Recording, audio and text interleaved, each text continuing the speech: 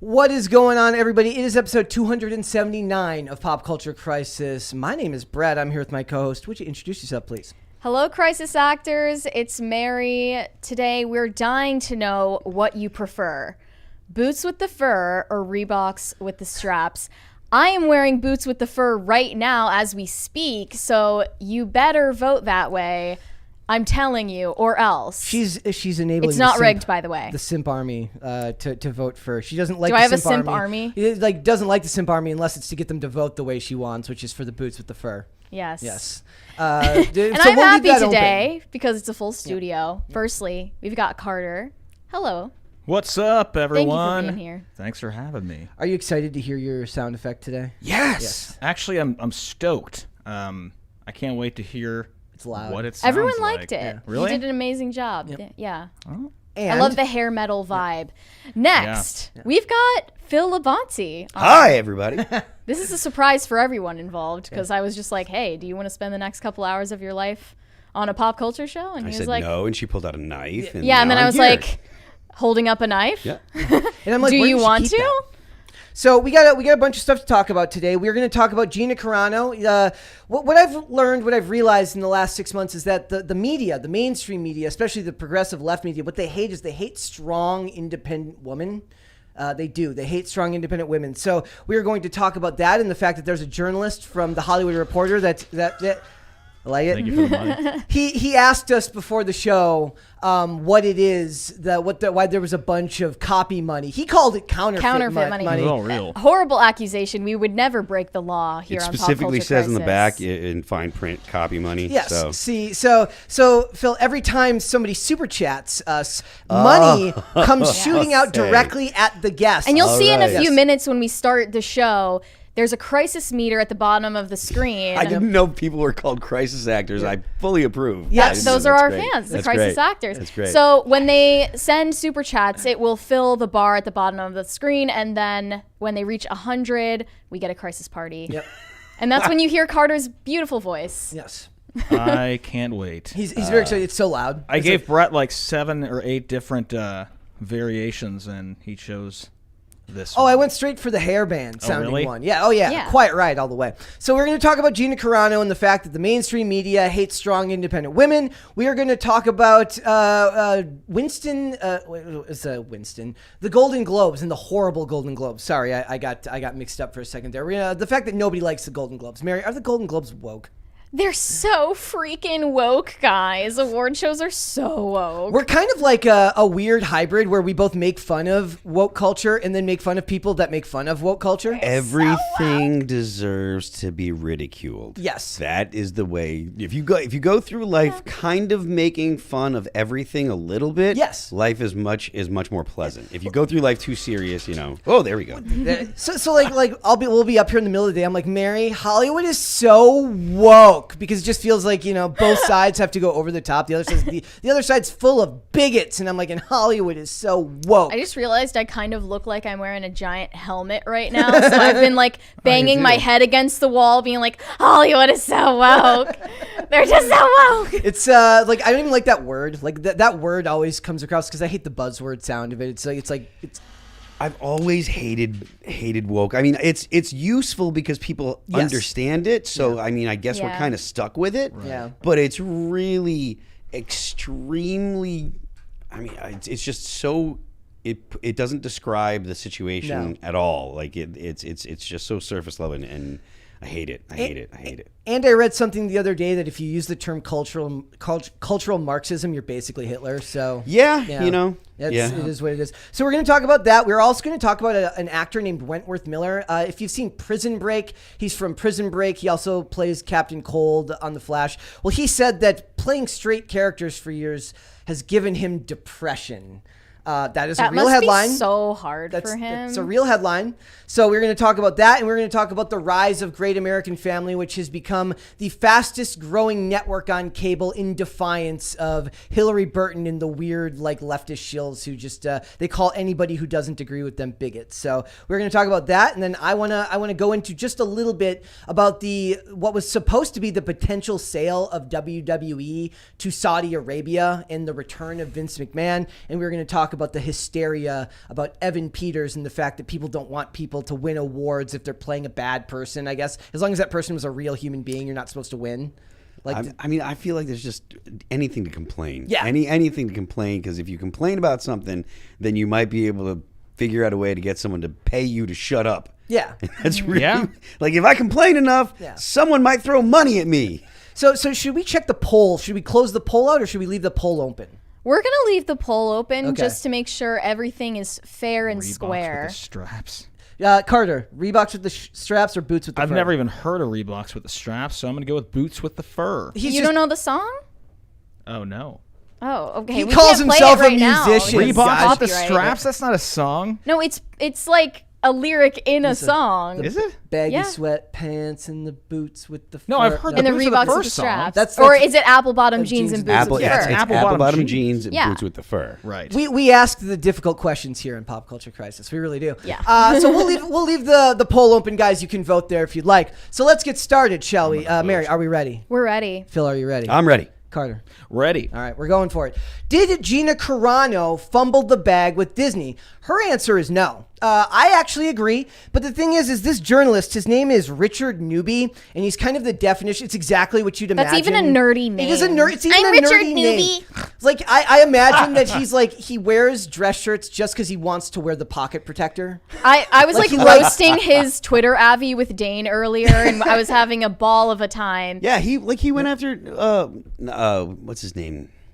I forget. He went after someone that had spoken up in defense of Gina, and he's attacking people and saying anyone that's associated with Gina Carano is a bigot. It's like a And it's personal like, really? vendetta Yeah. he has against her.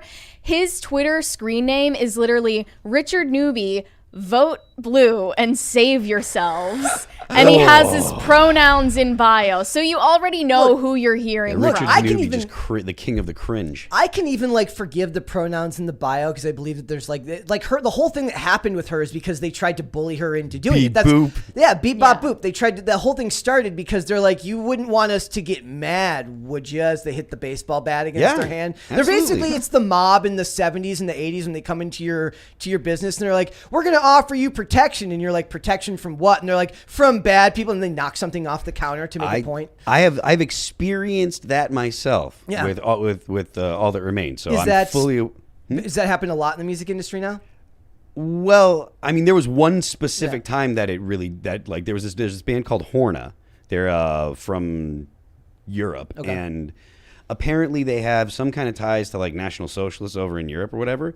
And Antifa got wind of it, and Antifa was like, "Oh, we're going to go ahead and make their lives hell," which, whatever, if that's what they want to do, fine. But because we were playing in a venue that same band was playing in, it was a different stage, different ticket. Our tour wasn't theirs, but they threatened to basically say, "Oh, All That Remains is playing with a Nazi band if we didn't tell them that we're not going to, play." And so we're like, we can't. That's absurd. Yeah, it's totally absurd. And there's, the blogs were writing about it, and they were talking about it as if like we had done something. And I'm like, the only thing I did was make sure that you weren't going to have headlines saying that All That Remains approve of a National Socialist band.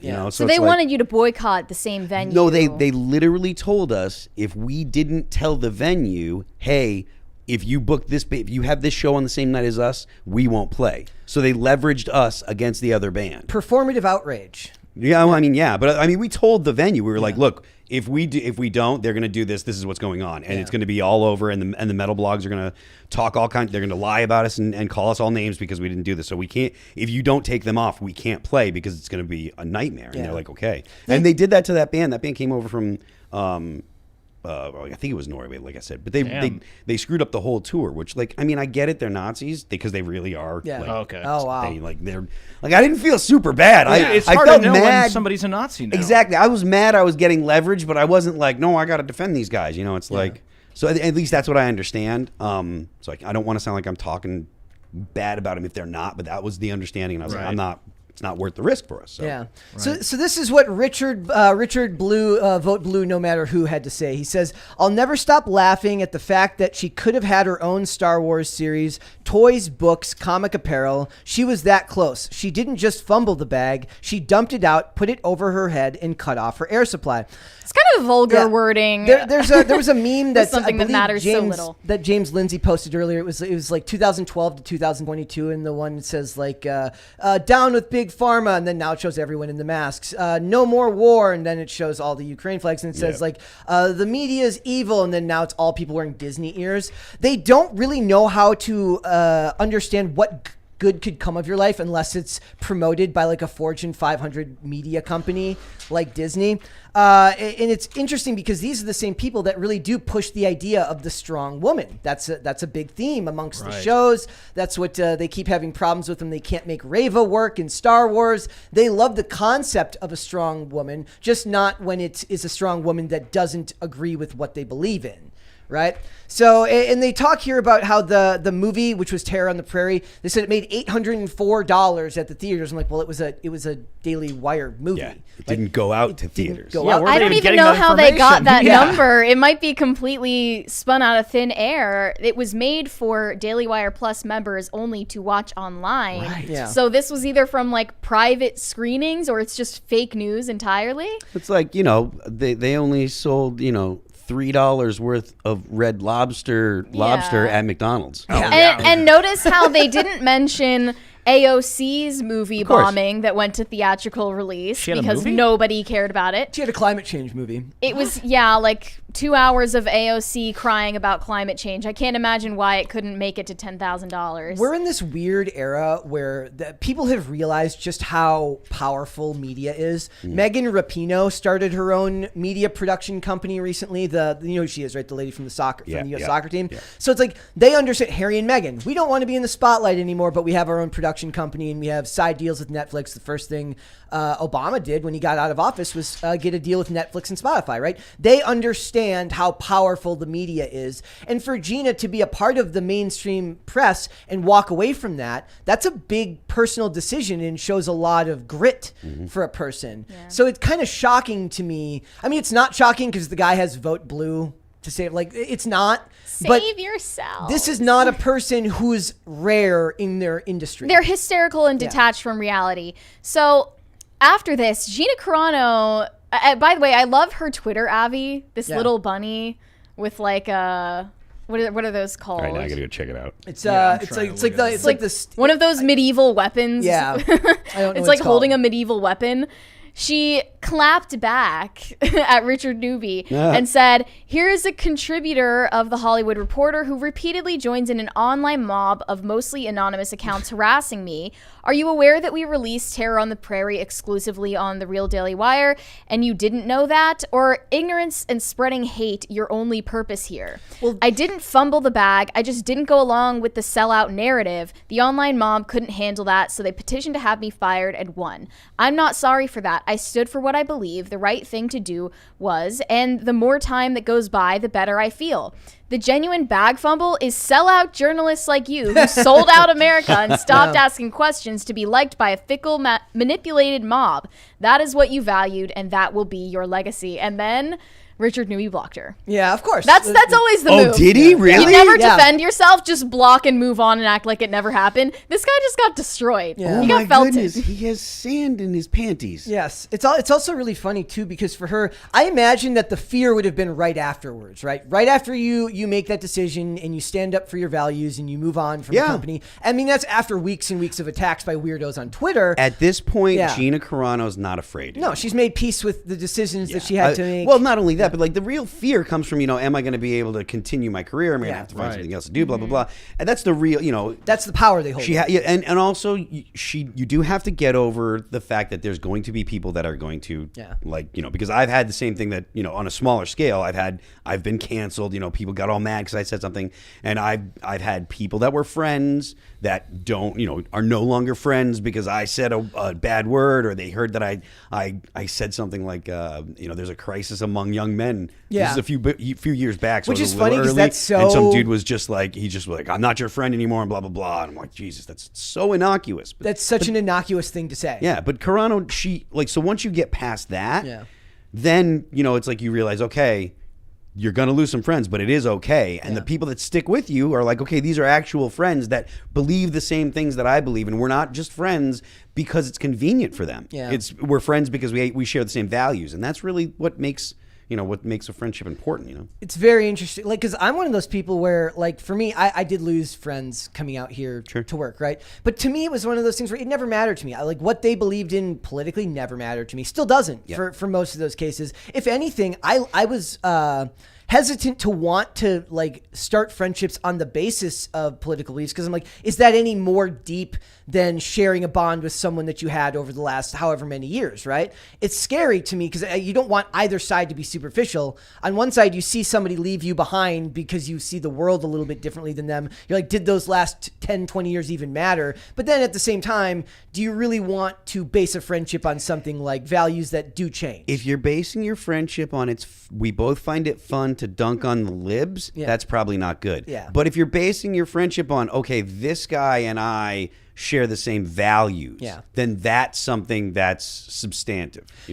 That's something you can rely on and say, we'll agree on things in the future. And I can predict that things that happen in the future will agree on or be similar on those things because we share the same values. Right. If it's just like, I like to dunk on this guy and this other guy likes to dunk on this guy, that could change depending on who the person getting dunked on is. What's bizarre to me is that some people now consider their foundational values to be something as trivial as, I list my pronouns, my preferred pronouns in my bio on Twitter.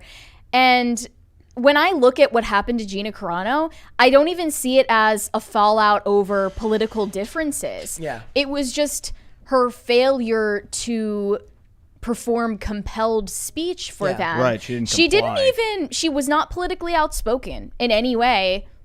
Now they would before get her. this. Now they would get her because they go after who you're following, just like That's insane. just like the Because lady they're from- always sleuthing for clues of who is Right. differentiating from the mob. the lady from Limited Run Games who got fired because she followed people on TikTok Yeah. that they didn't like. It's also funny too because it's like what you just said, sleuthing. We're gonna talk about it more when we get into like Candace Cameron Bure, and Great American Family. What I've noticed is that a lot of people like it's not even so much that you disagree with them, it's the ones who go out of their way to like come and find out that they disagree with you. It's not about disagreeing with someone, it's about like going and looking for people you disagree with, finding them, and then making a big deal about it. And you know what they'll do? After they dump you as a friend or disown you as a family member or denounce you as a public figure, then they'll pretend that they never liked you and they always knew that you were evil and they always hated you, but no one believed them when they said I always knew that there you was were something sus. wrong with like, that person. Everyone now is saying like, I never liked Gina Carano in The Mandalorian anyway. Her character was awful. She's such a bad actress. When that's just gaslighting. Like, that never happened. No, they were writing articles in like supporting her because when the first season of The Mandalorian came out, there was there's no like real trust in Star Wars right now anyway, but there was even less at that point because the trilogy had just the new trilogy had just ended and nobody liked anything that they did with Rey Skywalker. Nobody liked anything they did with Rey, so they're like, look, we know that Kathleen Kennedy loves these stories. We know that she has her employees wearing the Force is female. So the idea that they were going to get a nuanced version of Cara Dune just seemed like a long shot at the time, and the media astroturfed it until they realized that Gina Carano didn't, walk in line with most of their views. Now I think they just check ahead of time. You have to go through. Remember when we talked about Beyonce and Me Too background checks? They're going to go through like their own version of like the Gina Carano background check with all the strong women. I wonder what they did to Moses Ingram before they casted her as Reva. Did they have to go through some kind of MK Ultra programming to make sure that she would behave on Twitter? Because she did. Yeah. She even called out her, haters herself on Instagram. Like and then they mobilized. They like mobilized into a whole like force against the Star Wars fan base over something that essentially didn't happen or was perpetrated by like maybe 3 people. Yeah. Like she showed maybe a couple messages from mean people. that's her first mistake, is like showing That's the the internet. pushback and then drawing more attention to it. But of course they had to use it as an instrument to, throw their disdain at the people who actually watch this content. Crybullies. They make fun of you, they call you names, and then when you push back, they say, ow, why did you hit me so hard? Ow, ow. It just I hurts. need a fainting couch. It's also Gina funny. Carano doesn't have her pronouns in bio. Help! And that wasn't. It's not like it was Disney that did that. It's just weirdos that love Disney. Disney adults are the weirdest people on the planet to me. Like the really, really lockstep inline Disney adults. And we've that even then- covered, like, statistically, it's proven that there are more adults going on adult-only trips to Disneyland and Disney World now compared to people bringing kids there. Also, I saw something the other day where a guy, like it was a comedian, does a bit where he tries to get into Legoland by himself, and they won't let him in because he doesn't have kids. Really? He's like, This is discrimination. Yeah, well, basically, like he got done, like he went into town for a set, and he's like, I got time to kill. He's like, Legoland's here, and he tries to go to Legoland. They're like, sir, we're trying. And they said That's like, when you have to hire a child actor to walk along with you so that you Right. can No. nerd out of the A Legos. fake ID for like 14 or like. So what they said was what they said to him. They said, we're trying to curb the kidnapping problem. Oh my And he god! goes, What? And he goes, No. yeah, and he goes, I figured you'd want to eliminate the kidnapping problem. We just want to tone it down a little, guys. Like, You look suspicious. We're taking some moderate Yeah. measures against kidnapping here. They were like 7 last week. If we can get it down to 4, I feel We've like got a we're on a quota. good. I feel like we're on a good path. If we can get it down to 4, and by the end of the month, or by the end of the quarter, we should be able to say that we've had none in the past month, and then we can look at the next quarter moving forward. Maybe you with can 0. come in after that. Yeah, If you ever know? there was It's a time, 5 maximum. Insanity. if ever there was a time for the slogan, if it saves just one life, like they used it there. But the best part about that, he says, I don't think you get it because it's going to happen either ways. Because either you're going to let somebody in and they're going to kidnap a kid. He goes, or I'm going to kidnap a kid to come pretend to be my child to get into Legoland. So People yeah. are so infantile these days. Yeah, dude. Well, that's Like, if you want an adult space, just make it an adult space. And most of them are influencers anyway. It's the weird influencers that go in there to take pictures and talk and talk like children and stuff like that. They get Twitter's their brand ruining the world. deals. Yeah, well, so yeah. they don't have to pay the exorbitant prices and everything. Did you see the thing that the Popeyes chicken kid is in college now and got a Wait, what kid? It's from an old meme from Popeyes Chicken, and it was like a little kid, and he just got like a name, image, likeness deal from Popeyes because he's a college athlete now. Really? Yeah. I've never seen this kid. I've never heard of this. No, either. This is like an Popeyes old chicken meme kid? or an old Yeah, like, it's an old meme. So it's crazy because that's like the big thing now. If you're a college athlete, you don't even want to go and become like a pro athlete because the odds are so little that you're actually going to make it to the pros. What you want is the name, image, likeness deal because you can spin that off into a career that's much more lucrative down the line. Mm-hmm. So, but yeah, like for Gina Carano, she's doing fine. She's going to keep working with the Daily Wire. She's going to keep doing her own thing. And we're like we've talked a lot about it is creating kind of a ghettoization of these industries where anyone with any values. Now imagine you're just an up and coming. It's gonna get you every time. Like you're an up and coming actor, right? And the name of the game is just take any role you can get, work as much as possible. But now there's going to be actors who don't really care about Ben Shapiro, that don't really care about Michael Knowles or any of these people. They just want to act, and they're gonna take those roles. Maybe they don't even know what the Daily Wire is, and then they're gonna get a role in one of their movies, and then they're going to show up for an audition later at like a regular Hollywood studio, and the studio's going to be like, well, you worked with these guys over here. I'm not sure we can work with you.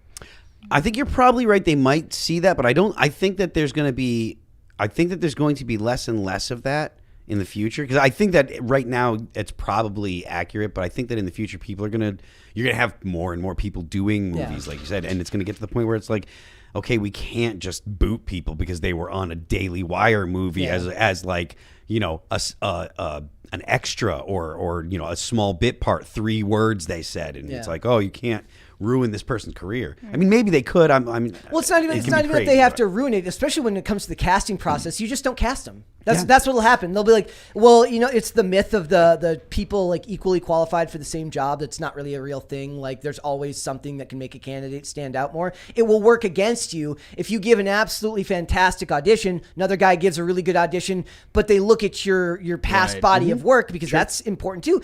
And all it takes is one activist casting director or person there to say like not even that. It doesn't even have to be the casting director. It could be your HR department or your marketing department to say, look, we would love to hire this person, but this is going to cause us problems down the line. It doesn't cause problems for Ezra Miller, who can be a creep around children. They're still putting out movies with him, but it's like that. It's a real priorities. Thing. Yeah, well, that's Hollywood. because the average person doesn't know that Ezra Miller is a weirdo, and the average person doesn't get on the internet and complain about these things. The people that will draw the ire from being in a Daily Wire movie, unfortunately, have the problem of angering the people that will be loud, will be active, and will be vocal online. Yeah. So you're just pushed into that world.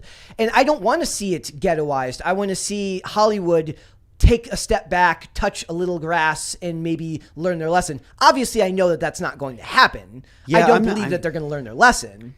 I don't see that in the cards anytime soon. I think that there's going to have to be a change of just overall, cultural tone. Then before that kind of thing happens. It's funny too because I keep coming back to I watch a lot. I watch very little in the way of new things. Most of the stuff that I watch is old, and I think of all of the progress, all of the ground that they covered just by being like default liberal for like 20, 30, 40 years. Like everything up until like 2016, 2015 was very, very rudimentary as far as social issues and things like that, right? Mm-hmm. And now it's just so different and so in your face. They defined a whole generation. Like my whole generation was raised like I was default liberal and very much like a traditional liberal just by virtue of what I grew up watching.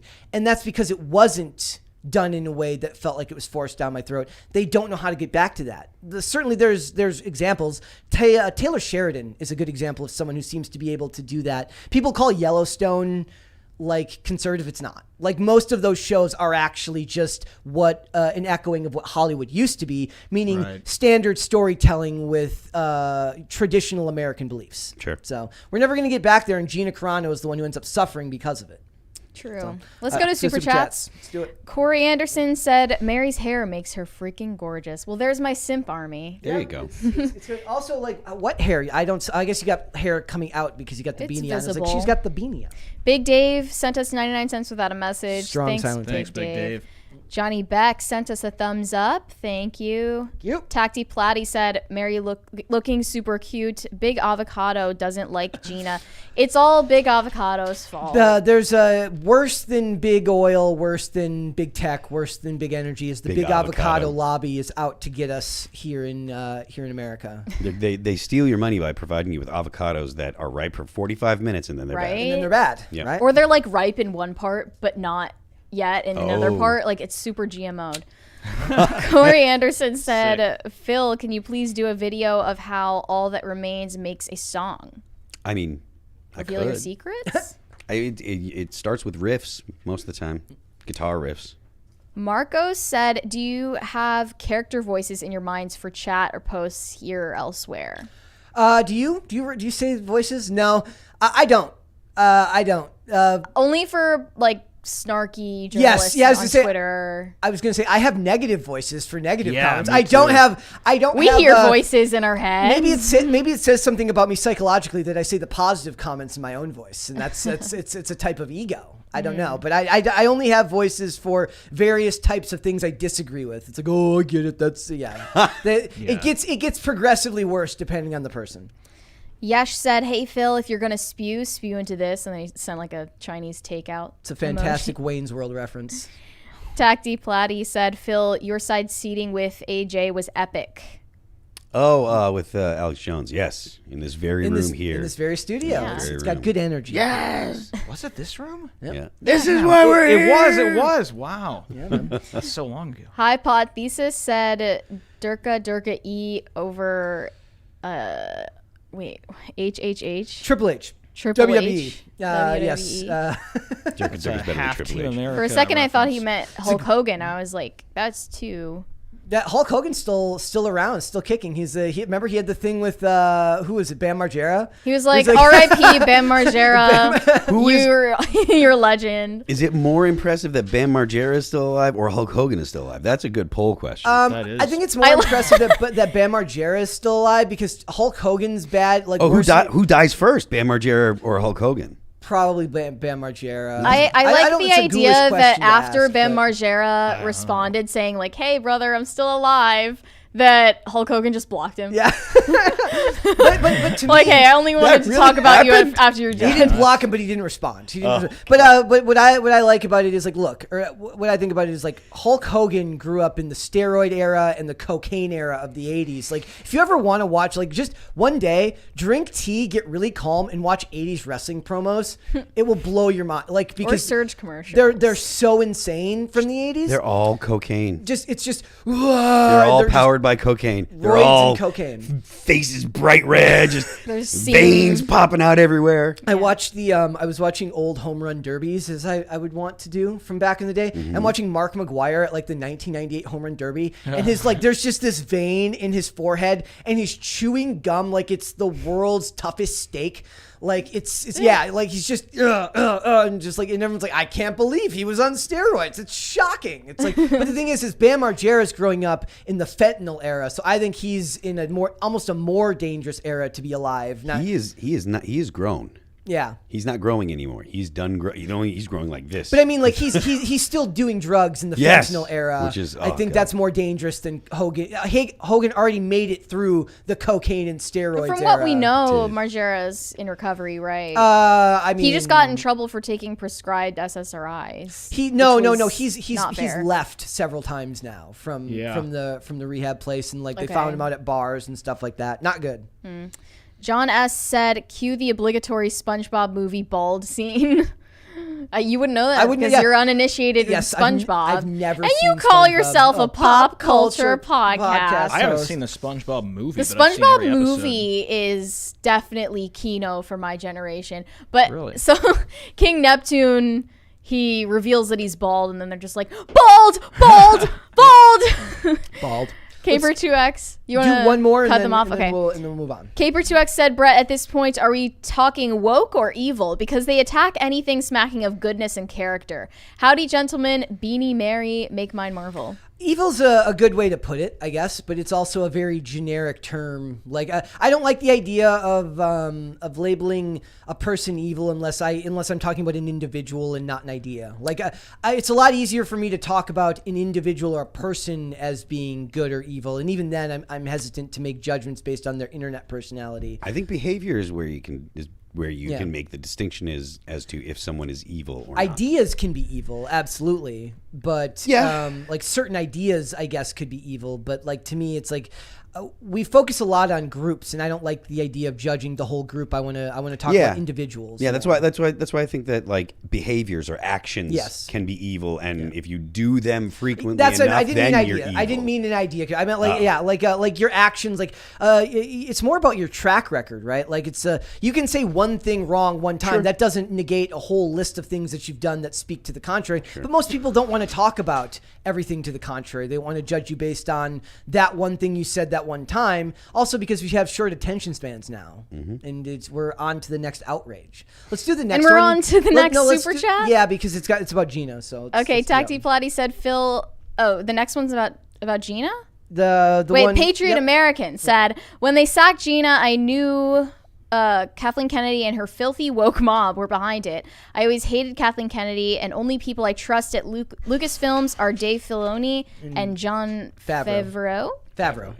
Yeah. There was they did all these gaslighting tweets like, we stand behind this person and this idea, like right after she got fired, because it's designed to head the information off at the pass. Like I said, the lie makes it around the world twice before the truth has a chance to put its pants on. So you can never get out from behind the eight ball, because the media apparatus for Hollywood is so quick to move and spreads the disinformation, and that's disinformation, not misinformation, so fast that they can't catch up.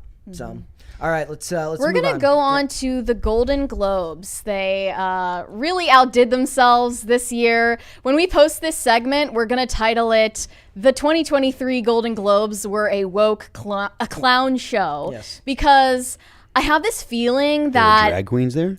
No, not that I'm aware of, but I wouldn't put it past them. wasn't an elementary school, so what would be the point? There were no children there, Yeah, so there were no yeah, what children, would be yeah. the point? Yeah, I have this theory that although celebrities are raving lunatics all the time. Award shows are like a full moon for them, where they really reach a new peak of insanity every Goes time. up to 11. And less people are watching. Yes. Everyone knows award shows are losing relevance and viewership at historic rates every year, and I don't know where this goes aside from just like 0 people watching anymore. Do you think if if you're they did- interested, you watch it getting live tweeted and roasted? Do you think if they tried to do like We Are the World in 2023, everyone would be like, this is woke garbage, like nobody wants They already to did Imagine. Nobody wants celebrities to tell them to do like the weird musical fundraiser for Haiti anymore. It was Africa in the 90s. Look, 'Cause Gal Gadot should have gotten more hate for that video. do you understand what I'm saying? Like That was a crime against humanity. the mythical idea of the celebrity being a force for good has kind of been broken. So I love We Are the World. My parents loved We Are the World. My family actually reenacted We Are the World, like lip syncing, and did the whole video like before I was born. You my you might gosh. be right that it is a little on the nose for how cynical society is Has today. become. It might be something that doesn't fly because everyone is very quick to be like, "Bleh," They brought it very back cynical, you know. in 2010 for the earthquake in Haiti, and that might have been the last time they would be able to get away with I that. remember they had all the Disney Channel stars singing Yeah. together, And and, then- they also did like the Earth Day stuff. Yeah. That was the thing too. Canada but did their own it's not version. even that people had this perception of celebrities as a force for good. It's just that they were aspirational, whether it's just because of their looks or their wealth or their success. But I think all of that pomp and circumstance about their formal events, like all of these award shows, has kind of faded away, and we're seeing what embarrassing, deranged narcissists they really are. Tom Cruise through sent his this. awards back because of the diversity scandal. Yeah, and Brendan Fraser and Brendan- also has boycotted the Golden Globes this year. Did he really? Yes, because Yeah. he would have got awards because of The Whale, right? He did Yeah. like that was such an like I didn't see it, but I want to see it because I saw the clips and the performance does look really really impressive. So I want to see the movie. He boycotted because the president of the Hollywood Foreign Press Association Groped him. allegedly groped him in 2003 at some luncheon.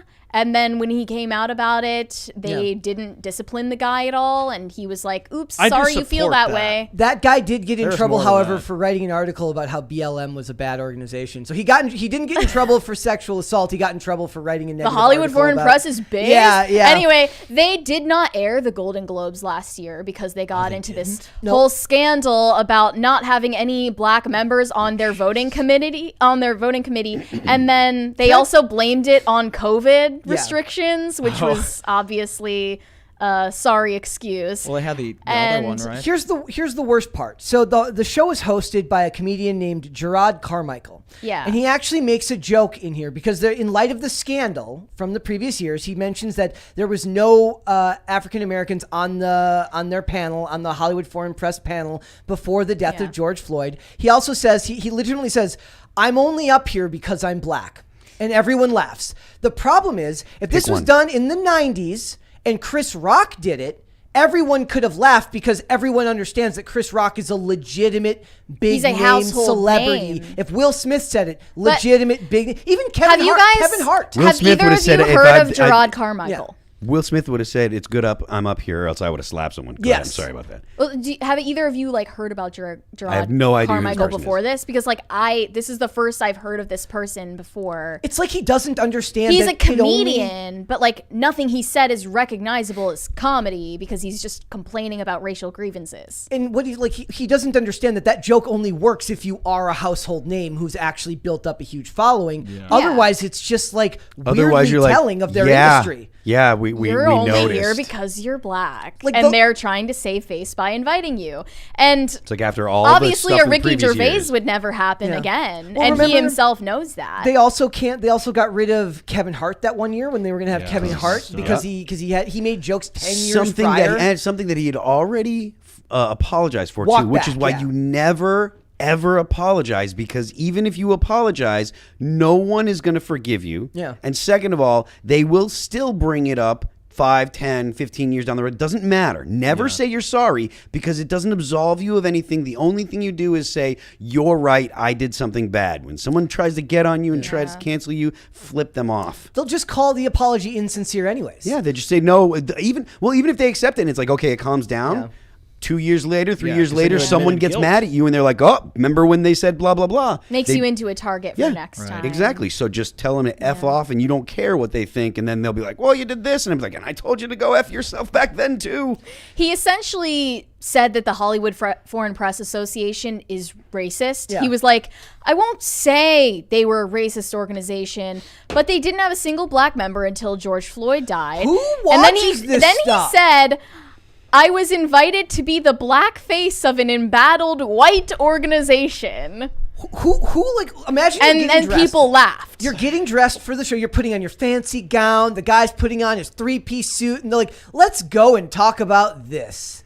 Who's doing this? I think all they knew is like, we can't let a Ricky Gervais happen ever again. Yeah. Because I just still savor that video of that monologue where they're all so Yeah. It was uncomfortable and wonderful. acting He was your like friend. he's not talking about me, it's everybody else is the problem, and they're like squirming in their seats. It's just so delicious Tom to Hanks' watch that, face. and they will never let that happen again. No, they they only can't. want to self-flagellate for astroturfed reasons. No, and that's the big thing. Was I think a big part of this is it's the white male actors and the white studio execs that love to go there and get flogged because they feel guilty for everything they have. Yeah. They feel legitimate guilt and superiority. It is guilt, white supremacy on their part. They actually feel Well, guilty that's and the- feel that they're better than them. You know, Tim said this, or I've heard Tim Pool saying it, like, the woke are just white supremacists that feel bad for you. Yep. And if the point of like the whole like critical consciousness is to make everybody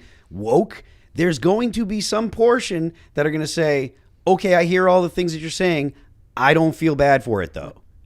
Yeah. Like what? And that so you just you made can't a argue real. with that. You Like, just this made is a my racist. feeling. And That you Yeah. literally produced a racist. Right. You made them think racist things, and then they said, "Yeah, okay, these are all these things that you're telling me. Yeah. I understand. I don't feel bad for it. So Right. now what? They actually feel Cool. better because you told them that they're better. Yeah, yeah. And- good job. Way to Right. go. And these aren't the people that you want promoting your message anyways, because there's already a class divide which divides you from listening to these people, right? Like, how am I supposed to take your word for it? You don't live in the same world that I live in. Like, why would I listen to Gerard Carmichael, who's got millions of dollars and is hosting the Golden Globes, talk to me about what's good or bad?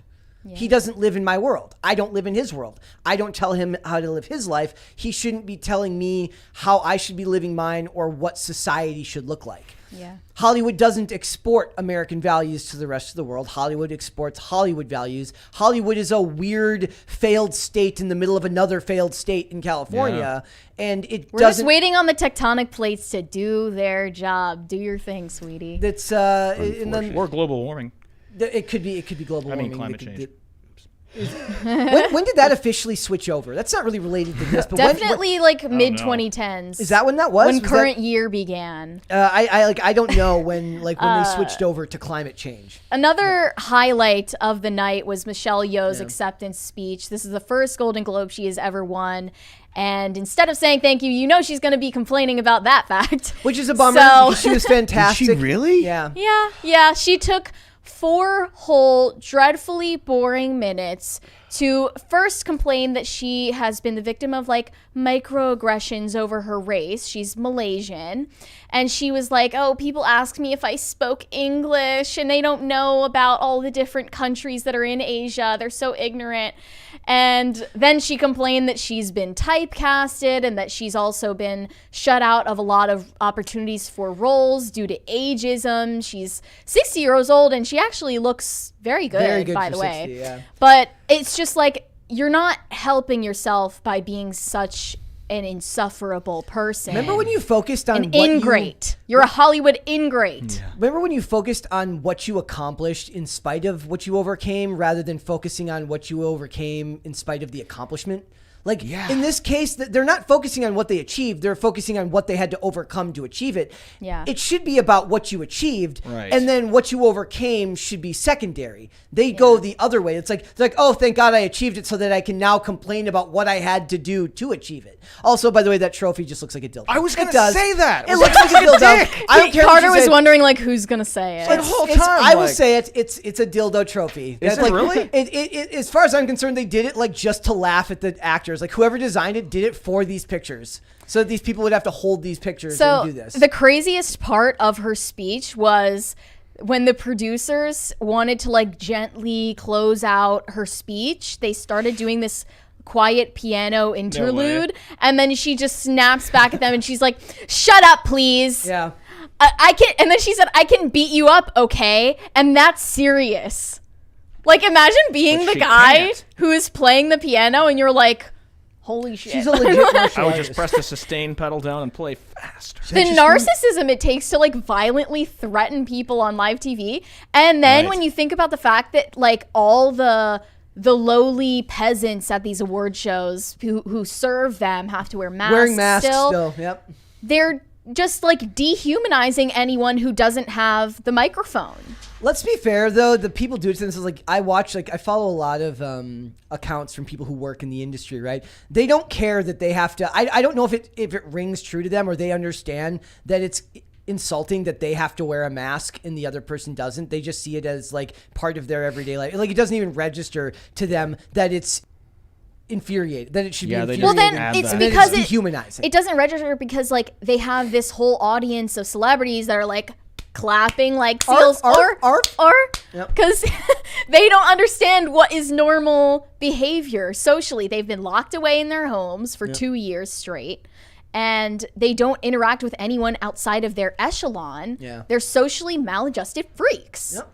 But that's the problem with like that's one thing to be a socially maladjusted freak if you're just off doing that. But this is what we export. But why to do the you have youth. to like project it to everybody else Yes, and force us to celebrate you? So if you're locked in a room, what's being locked in a room with like a socially maladjusted celebrity or an influencer? Oh gosh. I think there may be a rehabilitation program in need for influencers. Like I don't know which one is actually worse. Whether I would want to be stuck on if you're on a deserted island, do you want to be surrounded by celebrities or influencers? I don't know. I don't think I've been around influencers. It's like I would rather be around the celebrities because they'll just leave me alone because they won't want to interact with me. The influencers will bother you and put the phone in your face and ask you questions. Like, that's a good how point, much is though. your apartment cost in New York City? Like I don't want. can them I doing see that. it? Can I see it? They're like talking like a cosplayer. They're like, can I see it? It's like, so it's the problem is that these people, whether it's because of Twitter, social media in general, people aspire to be them, and very few people make it to that class. We don't want to aspire to be celebrities. But I think less and less people are thinking that. Like, I no don't one think watches Hollywood these- maybe, but they want to be celebrities. They want to be internet celebrities. They want to be Sure. influencers. Like the number one career choice for Gen Z is they want to be YouTubers or influencers. Yeah, they I don't like- want to work in astrophysics. They don't want to be an oversaw- astronaut. They want to work in. They either want to be an actor or they want to be an influencer. Yeah, like I oversaw children's programs, like after school programs, and I babysat, and like whenever I asked them like, what do you want to do when you grow up? It's always like, I want to be like blank YouTuber. Yeah. I want to be a YouTuber or a streamer or whatever. Like, I want to play video games for a living. It's also funny because they don't realize how much work goes into those jobs. Yeah. Like they think it's really easy because like, and I think this goes back to what I was saying yesterday about the boomer take that like any job you enjoy, boomers hate. Boomers don't want you to like your work. Like any job you have that doesn't involve being yelled at by a boss, they say get a real job. Oh, yeah, so it's that's like they don't realize that there's actually like jobs that you can enjoy doing, but there's still a lot of work to do. Like, Arguably, you work more doing Yeah. a job you love to do because you never stop working. and more risk because Oh, yeah. like if you're like if there's one thing that's kind of good for kids to realize is like maybe it's they're developing the skill to want to be like a freelancer or an entrepreneur because it's a lot harder. A lot of people can't get out of that cycle of needing the weekly paycheck. There's a lot of people that are raised to only envision the only way that they can sustain themselves is if someone else gives them a job. Yeah. I haven't been employed since, in 2012, 20 years or something like that. And that's there's absolutely plenty of ways for people to go out and produce a living of the, on their own without having to go to a job and have someone else. But the problem is that is the safety thing. That's what people people want. People want to be able to go and make sure that they know next week they've got a paycheck, and the week after they've got a paycheck, and the week after that they've got a paycheck, because then they can say, okay, I can plan my life. I can look into the future and expect certain things, and and I can plan for those certain things. It is scary to be like, hey, for me, it's like, okay, if this record doesn't do well enough, or if this tour doesn't do well enough, especially when you're starting out nowadays. It's not like that. We've got a career, but starting out, and that's the same thing for people that are starting businesses. So having the mindset to not think like an employee is actually a big deal, and it's not something that just comes automatically. And they don't teach you that in school. Exactly. Oh no! And it does revolve. They teach you the opposite, right? They teach you to follow this path, and then you'll be here eventually. But I mean. Let's just say, like, all the people with MBAs work for people that dropped out of college. Like, but it's one of those things where for this, it's like it requires you to have a lot of self-confidence. Like, you kind of have to be willing to take that bet on yourself. And the celebrities don't really do this. We talk about this a lot, Mary, about the difference between what would have been 20 years ago considered a mainstream celebrity and someone like an influencer. Obviously, now they're using the influencers to try to get people to go to the Golden Globes. Or the Met Gala. Like, they have Emma Chamberlain, this, like, teenage YouTuber, interviewing actual celebrities at the Met Gala, and it just doesn't feel like two worlds that should blend together. Feels weird to me. But it's like the easy thing to dunk on here is like, look, who would want to watch a weird show where a bunch of rich people tell each other why they're awful? Like, hi, I'm awful and you should not like me. Or I'm awful, so like me because I'm willing to admit that I'm awful, or that I was born privileged. Oddly enough, they don't believe in that when it comes to nepotism. They only believe in that when it comes to racial stuff. They don't believe nepotism is a thing in Hollywood, but suspiciously, because they happen to be the recipients of it. Yes. So that's the only privilege and power narrative that they won't participate in. I did get a message here that's I would like to remind everyone, if you could go ahead and hit the like button, please. That would help us out greatly. We have smash that like button. See, here we say gently tap the like button. I don't want it to be violent. I don't want it to be sexual. Don't caress it. Well, I didn't say caress like button, it, but I'm not going to say. I didn't say fondle the like button. I didn't say caress the like button. I said gently. I didn't say grope tap the like. Yeah, do not grope the like button. That's bad. You end up catching a case if you do that. No. Just engage the like button. Calmly. Engage the like whatever button. appendage you want. Let's go to some Jets. Tacti Pilates said, Phil, hope you come back to PCC on a meme review. Meme review is fun. That'll be difficult because all of the memes are just incredibly niche to inside our jokes.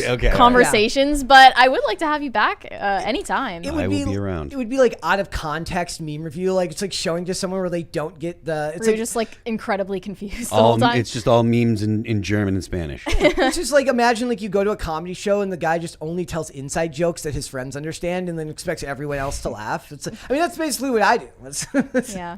Hypothesis said WWE was going to go woke broke, but Saudis fixed that. It's funny too because WWE is like, they spearheaded the start of the women's revolution in wrestling, and women's wrestling is big business now. And I'm going to be watching like a hawk to see if the women's outfits change, because women's wrestling is surprisingly allowed to be sexy. Still, they're allowed to dress because it's empowering. Empowering, and so I'm going to be keeping a close eye to see if any long sleeve shirts start appearing out of nowhere on the female wrestlers. You believe you me? Cody McNutt said, "ITT we simp." What? That was talking about you. Okay. ITT in this thread. Oh, I didn't know there was. Oh, wow, you got whoa.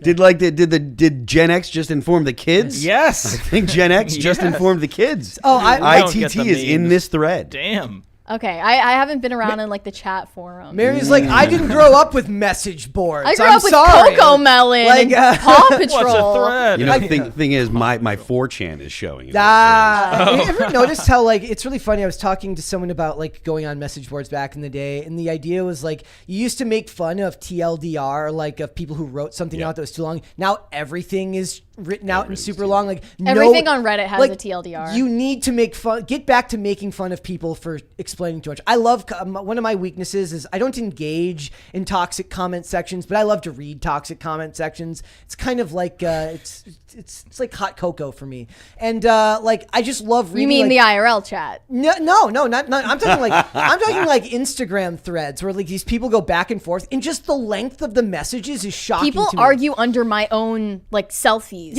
With each other for like weeks, months. What? Yeah. People do that, and I was like, and then like, I'm like, I just get a notification that's tagging someone random under my post, and they're like, "No bitches." I'm just like, "All right, cool, you keep going."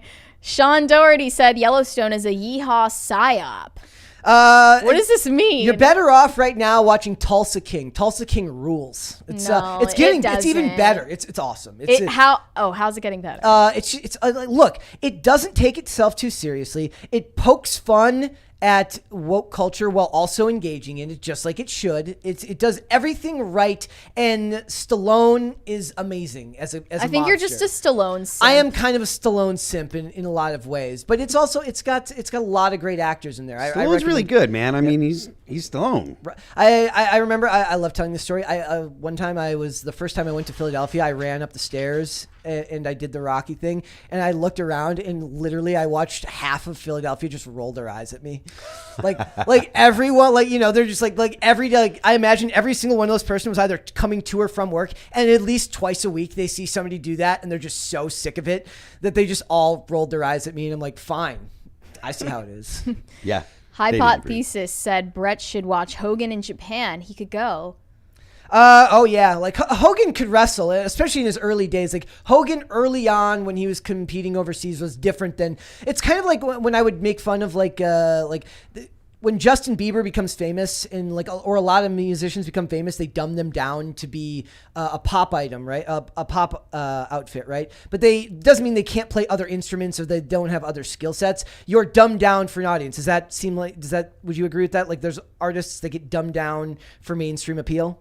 I mean, what do you think of the sellout thing? That was huge in like more so the 2010s, okay, 2000s. so you got two different things going on. Yeah. First of all, there are artists that dumb things down to reach a broader audience. And that's what I'm saying. Like, Hogan could go as a wrestler, but when he came back to America, the idea is like they don't want to watch him grapple. They want to watch him hulk up and drop the big knee. I can't speak for what Hogan does in this stuff. I can't figure, like, I don't know what he, like if he's changing his moves. Yeah. When you said change for a broader audience, the first thing I think is someone changing their music. I assume it's music.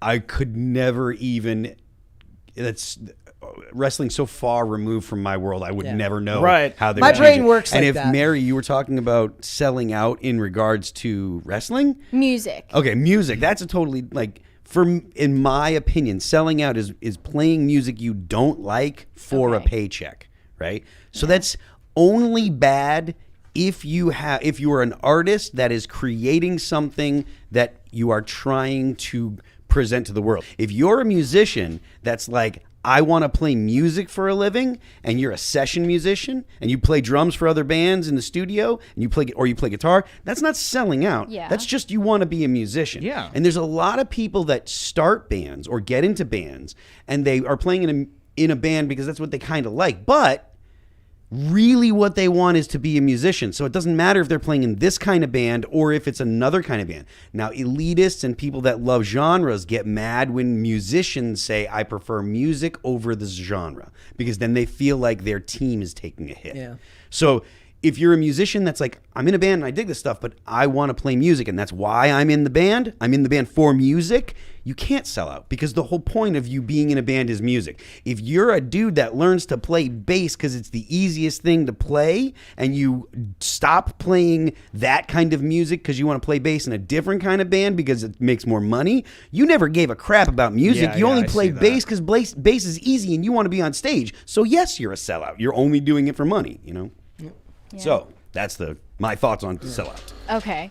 Rhaegar Targaryen said Dark Side of the Ring is one of the most riveting and heart-wrenching documentary series ever made. Want to binge watch them, but my heart can't take it. Is there anything that you watch that, like, actually, is there anything you guys would can think of that you would watch that you have to like dedicate time to emotionally because it gets to you? No, I'm heartless. How about you guys? Music. Music? There's artists and musicians that I can't listen to unless I'm like, all right, I got some time where I can kind of feel this.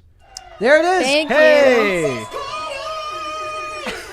Miss Carter's lovely voice. It's funny, this is the first Crisis Party that didn't scare the shit out of me. Well, you're farther away. It's familiar, true. though.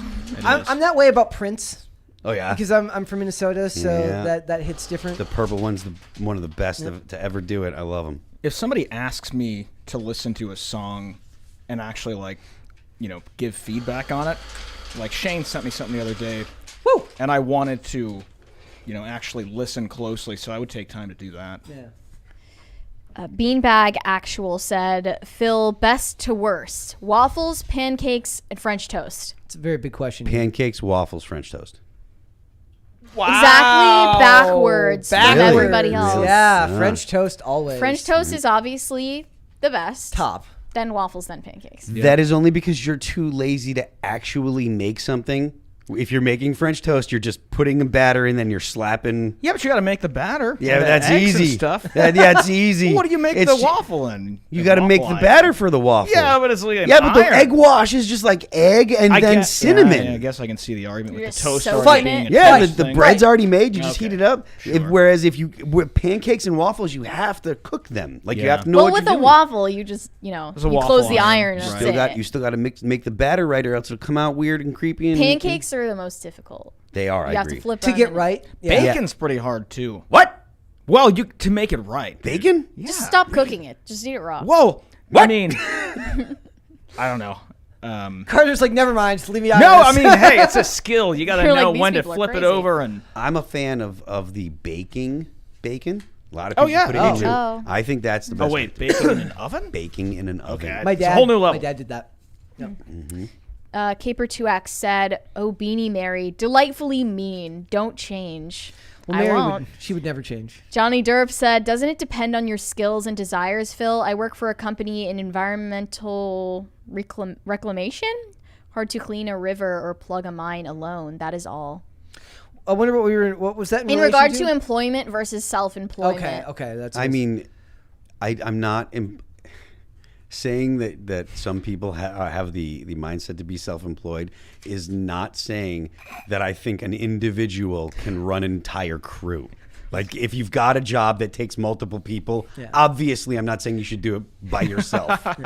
Okay, but an you oil can rig start the by business. yourself. You could start a business by yourself, find a crew, hire dudes to do this business if you know how.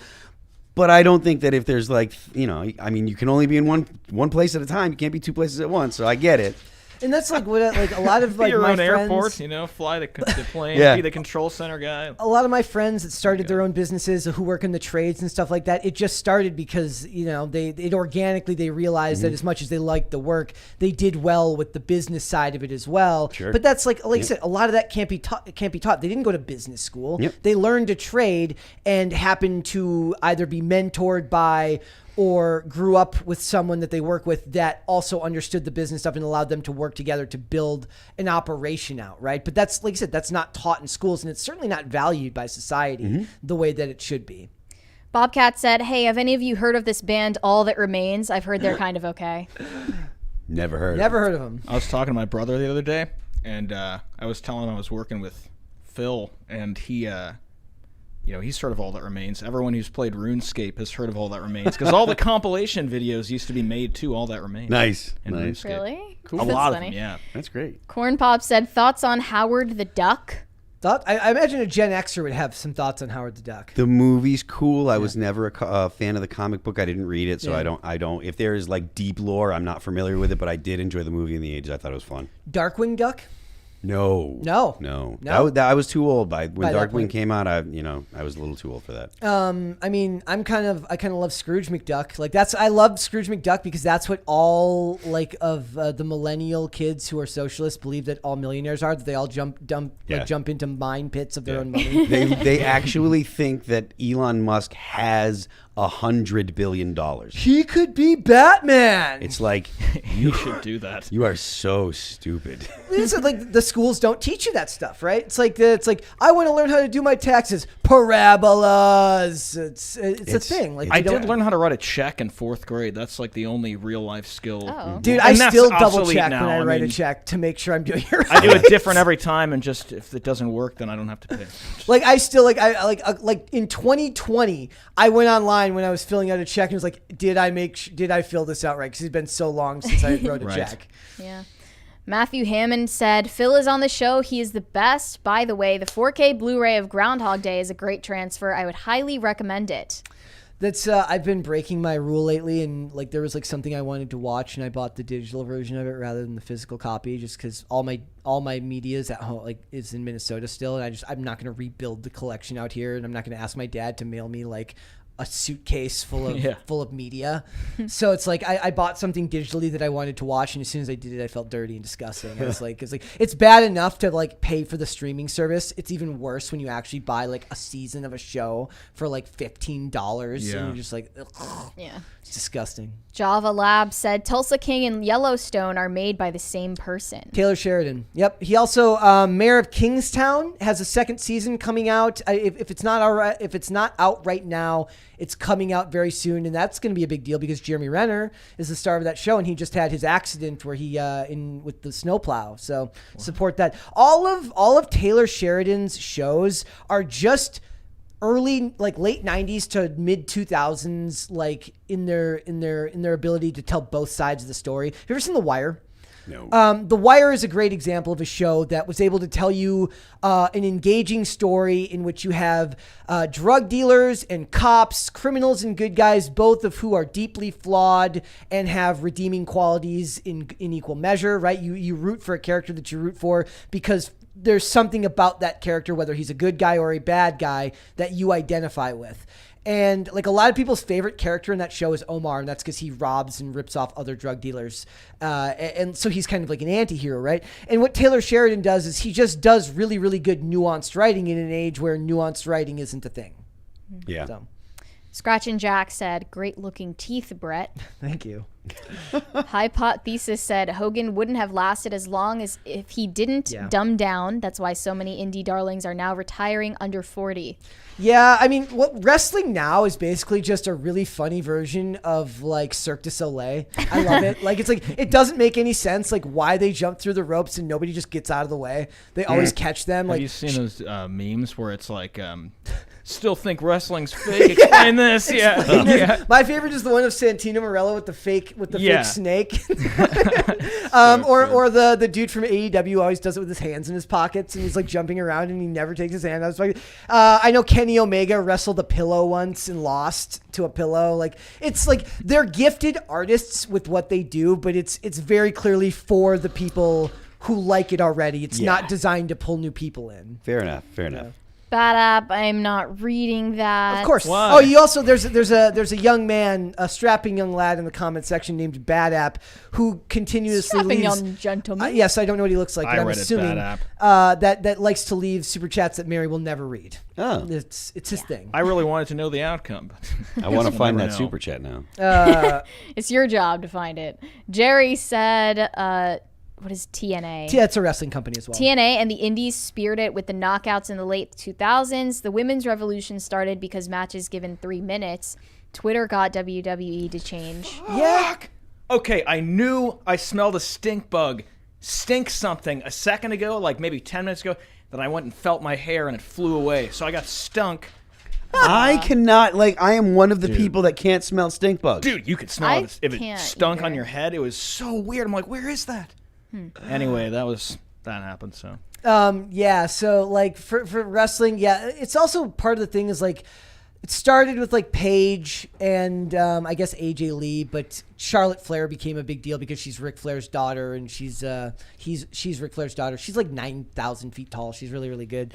But in general, they put more time into that and it worked because wrestling did get kind of woke. And wrestling's a good place to do that because you can give the women the time. They're still athletes. They're still doing incredible things. It's just, it's not the same as men's wrestling. It's not supposed to be. Bjork with Pipe said, try Smitten Kitchen's buttermilk pancake recipe. Is this our ad read? That sounds awesome. Let's hold off on the rest and we'll come back. Okay. All right, we're moving on. So if you guys have seen The Flash, the early seasons of The Flash, Wentworth Miller played Captain Cold. He was also the star of the show Prison Break. Prison Break was kind of one of the best parts of peak television in like the mid 2000s on Fox. He has an article. We have an article here where he talks about how he's done playing straight roles, and his actual phrase is, "The straight man's story has been told." There's no more So stories for obnoxious. straight. It's so obnoxious. That phrase is something that James Lindsay had mentioned. I don't know if you guys. This is probably a little off topic for pop culture crisis, but like, when you're saying that story has been told, you're literally disregarding every single person that qualifies as. Because they don't see people as individuals; they see people as groups. I'd like to know what It's disgusting. what the straight male story is. Yeah, well, like, and why is Describe everyone's the that. same? Why is every straight male story the same? Well, according to him, they're born with a lot of money and life is easy, and then they die rich. That's okay. essentially what it is. Yeah. It's like, oh, everything's If you're good a straight for you. man, you just walk into a room and everyone just starts bowing before you and kissing the Yeah, ground it happens you all walk the on. time. I That's walk in a kinda how that room, works. You know, and it's just everybody's, you know, kissing you and throwing money at you, and that's what happens by being straight. And So he talks a lot about how that because he played straight roles, that he was not always open out and proud as a gay man. And he says although the actor discussed his father being in his life, he said that he never had an example of how to be a man. But his Prison Break brothers calls him a thoughtful gentleman. He's talking about Dominic Purcell. And the number one thing that I took away from all of this is that he conflates having his own depression, mental health concerns, and he puts it on to the fact that he was portraying a straight person and not really giving credence to the fact that what you're doing is acting.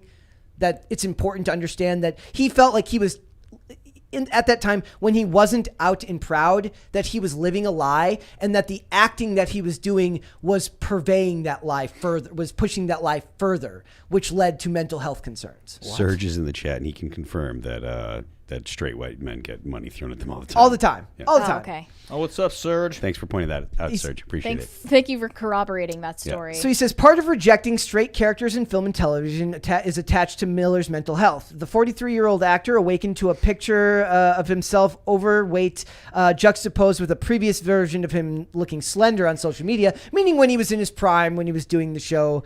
When he was doing that show, he says, in 2010, I was semi-retired from acting. I was keeping a low profile for several reasons. First and foremost, I was, should we say the word? He was thinking of Minecrafting himself. I don't want to say the other word for Unalive. Yeah, unalive himself. Ashamed and in pain, I considered myself damaged goods, and the voices in my head urged me to go down a path to self-destruction. None of that is tied to the fact that you're playing a straight character. You're just Such a struggling. misappropriation. You're just struggling, and struggle is. Someone's got to be to blame for his. Yeah, unhappiness. like it's like, and here's the problem: they're conflating the two, and it's very, very dangerous to do that when you're saying that that's a reason to not tell another person's story. These stories ruin my capacity for empathy. Yeah. Because I don't feel bad for him. I don't believe that it's all that, like, he's had this massively terrible life. I don't believe it. Yeah. Like, we live in a generally awesome time in one of the best countries to live in the world. Like, we have all of society does everything they can to support and uplift LGBT people. Like, it's all over the place all the time.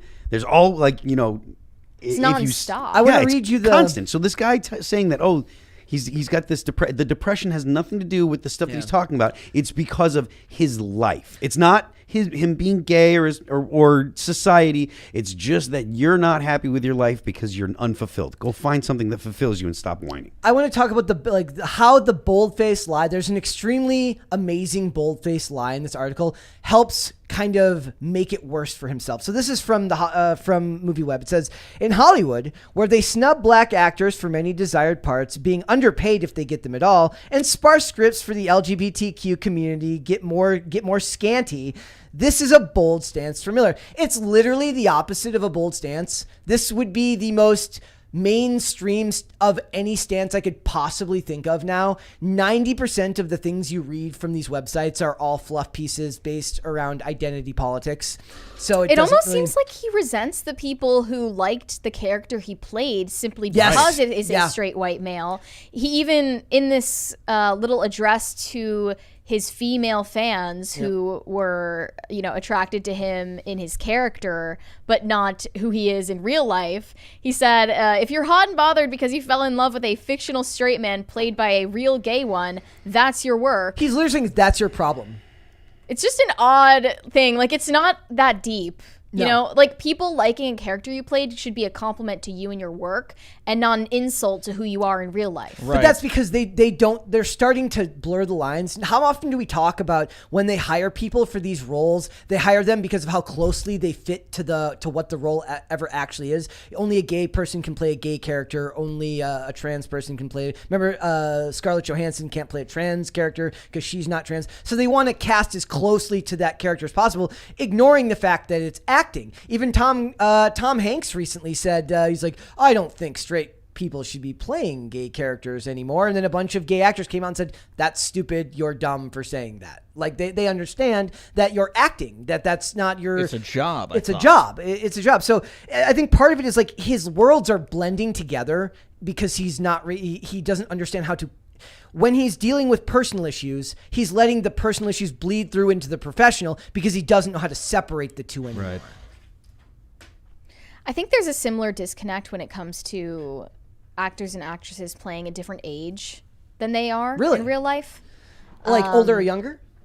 I think that there should actually be some pushback to grown adults playing children, like teenagers, because up to a certain point?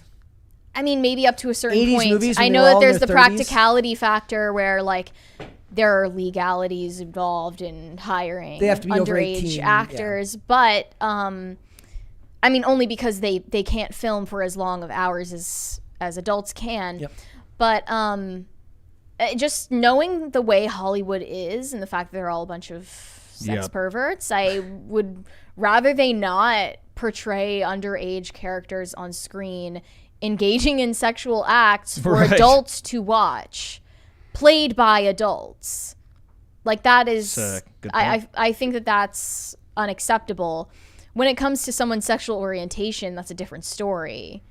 Because I think your age is more salient to your identity and your life experience than who you are attracted to. I guess also there's a foundation to be built that if you've got a good head on your shoulders, you can play a lot of different type of characters. Like, I'm imagining he talks earlier in this article about how, like, he had issues going far back, well before he was an actor to when he was a teenager. So it has nothing to do with the acting. It has to do with just general mental health concerns. Yeah. And that's a problem going forward in Hollywood. It would be interesting, Mary, to see how that would shake out with people. Like you said, we talk about the actress from House of the Dragon, who they hired her at 17 because they wanted her to do nude scenes knowing that she wouldn't be able to start the character until she was 18 because Hollywood is such a mess right now. But I think about, like, in the 80s when all of the actors who played teenagers were literally in their 30s and had, like, full beards and everything like that. Were they, though? Because... Kind of. What about, who was it?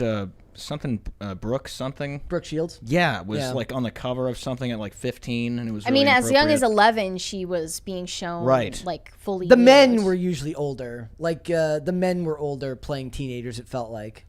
Like 21 Jump Street had kids or people that were like in their 20s and late 20s, pushing 30, playing. They were young looking. And some people but they were, pull it off. They were like 13 Reasons Why does the same thing. They were supposed to be kids, but I mean, I understand what you're saying, and I think that there's value in it. I don't know how it works in practice, though. Like, I get that if you have adults playing children, playing young people, putting them into but it's probably better to have adults playing children and having adult.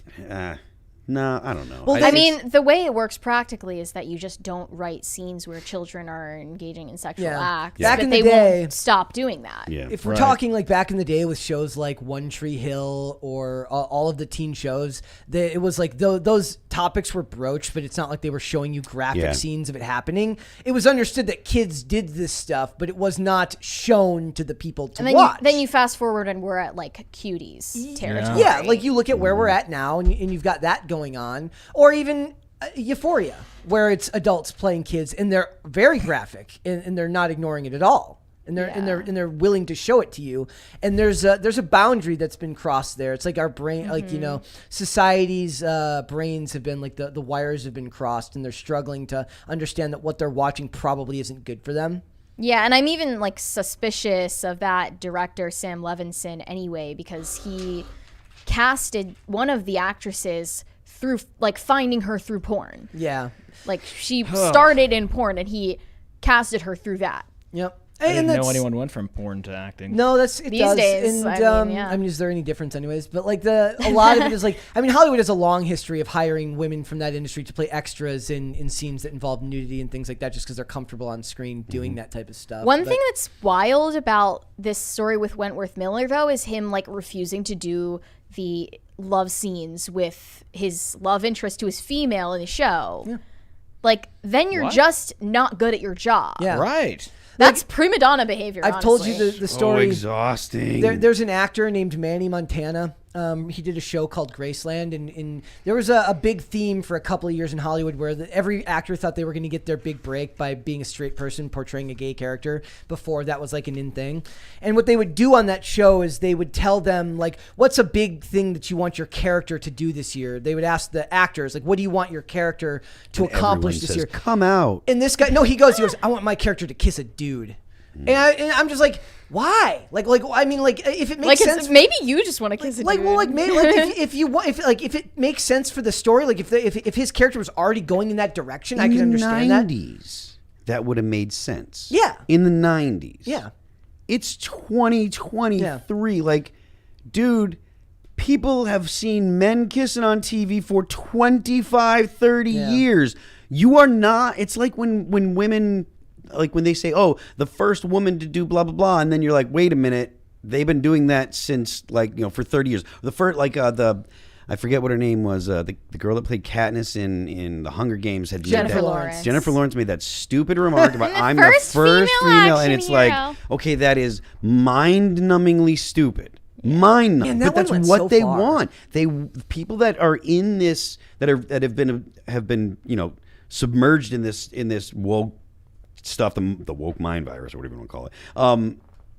They all want to be pioneers, defying the man. But the problem is, you're too effing late. Yep. All that stuff's already been defied. Yeah, they also are the system and the man that they claim to oppose. It's the lamest thing ever. It's not only is it lame because it's not dangerous. It's lame because someone's already done it when it was dangerous. Yeah. So you're LARPing this thing, and it's not real. Mm-hmm. The comic book industry is still doing that with like with the writers and everything like that, and it's like it's stunning and brave, but it was stunning and brave in like the 80s. Yeah. When did Caitlyn Jenner come out as trans? 2014, 2015? Was it that far back? Yeah, it was around something like that. Then. Like it was like show and everything. But you're coming out and then the I Am Caitlyn cover story. Yeah, they love the idea of being trailblazers and pioneers for things that have already been done before.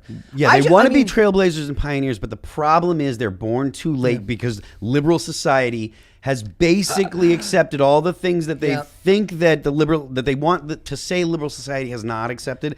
Liberal society has already said, we're fine with it. You're just being annoying. Yeah, me and Mary argue about this point sometimes. From like, there's a whole generation of people who feel like they got shortchanged because we legalized gay marriage, and they're like, oh, what do we fight for now? So we have to make stuff up to feel like you're pioneering. It's even worse in acting, where it's like you're not actually doing anything, you're not actually changing anything, you're not actually making a difference with anyone. You just want to be given credit for that. Though for her, that story with Jennifer Lawrence, I felt like I was surprised at how far and wide that one went. I always always felt that she was just like, she was phrasing it in a way, because it wasn't a written interview, it was like spoken, that I don't think she believed that for a second. I don't think she's that dumb. I think that she said something. I hope you're right. And that's in the person. I want you to be right. But what's her phrasing name? it that way just is such a tell that that's how you feel. She's like, oh, they weren't hiring women for roles like that back then. What she means by that is like there weren't as many as there are now. She just phrased it poorly and then rightfully got dragged for it. Do we she's want annoying. less female action stars that Yes. do Kind of, well, yeah. and instead of more female action stars that do a shitty job? Because that's the situation we're in now. I want fewer and quality. Yes. Like I said, That's what we had and already. Whenever we do this, I pointed out whenever they talk about the strong, independent woman character, I'm like, I have a list of 30 shows, all of which he always pulls out the list. Has a strong, independent woman in each of those shows, in all of them. And I don't just have like shows; I have good shows, like shows that are actually worth watching. So it's like they still think like whenever you see like they're blazing trails, they're changing history. I'm like, this has been done for 25 to 30 years. As awful as Joss Whedon is, Joss Whedon did this stuff 20 years ago, 30 years ago. Buffy was a thing 20 or 30 years ago. Like, it's not 10 years ago. It's 20 years ago now. It's a long time. Yeah. Like, they don't understand that this has already been done because the media pretends that it hasn't. Right. To be a pioneer, you have to have an open mind, and these people all think the same way. Yeah. So you really can't ever break out of that if you don't have diversity of thought. And that's when you get into the funny, like the weird, like they start making up like records. They're like the first strong independent woman over the height of 5'7" on a Thursday, whose dad's name is Mark and mom's name is Caitlin. They did that with. They did that again. This is politics, so it's not really the same thing. But they did that with Rick Grinnell. Rick Grinnell is a gay man, and he was the ambassador to Germany. And I think that he didn't when he took office, he wasn't sworn in or something because he took it when someone left or something. I don't know what the deal was, but he didn't go in front of the Senate, and that's normally what has to happen. The ambassador has to be sworn in. So when I believe it was Buttigieg or someone else, either way, someone else got sworn in, they were like, oh, the first blah, blah, blah. And it's like, no, Grinnell was already the first. Oh, yeah, it's I just remember that. Yeah. And they do that because Grinnell was appointed by the wrong people, by Trump. So, and it's like, whatever you think about Trump, it's like you're taking it away from an actual gay dude who's actually the first person. So that way you can give it to the gay dude with the right politics. And they do that on purpose. They know that it's not true. They just do it because it is crazy to me. Like the more that we do this, I realize that how much it's just lying. Yes. It's not misrepresenting. It's just like it's lying and taking advantage of the fact that people don't have the time to read 30 articles a day.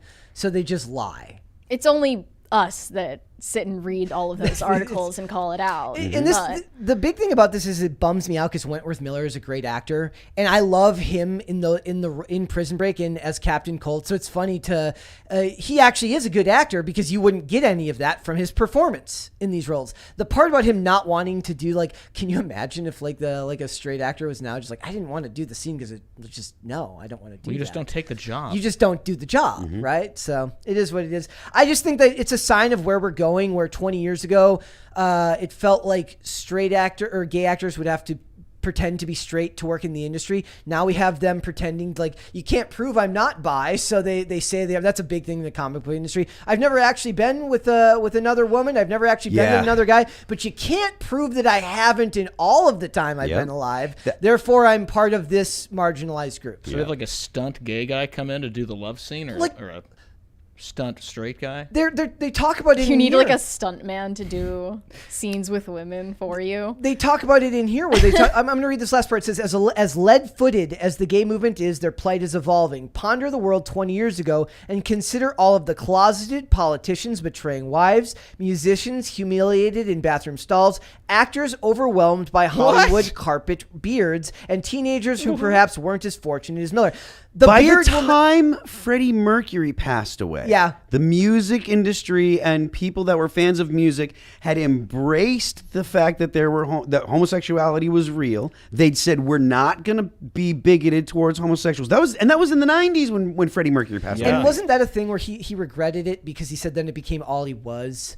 He had a quote from an interview. He's like, he regretted telling people because then once he came out, or as I don't think he ever told people. I think who somebody is it that who his am I best thinking friend of? told.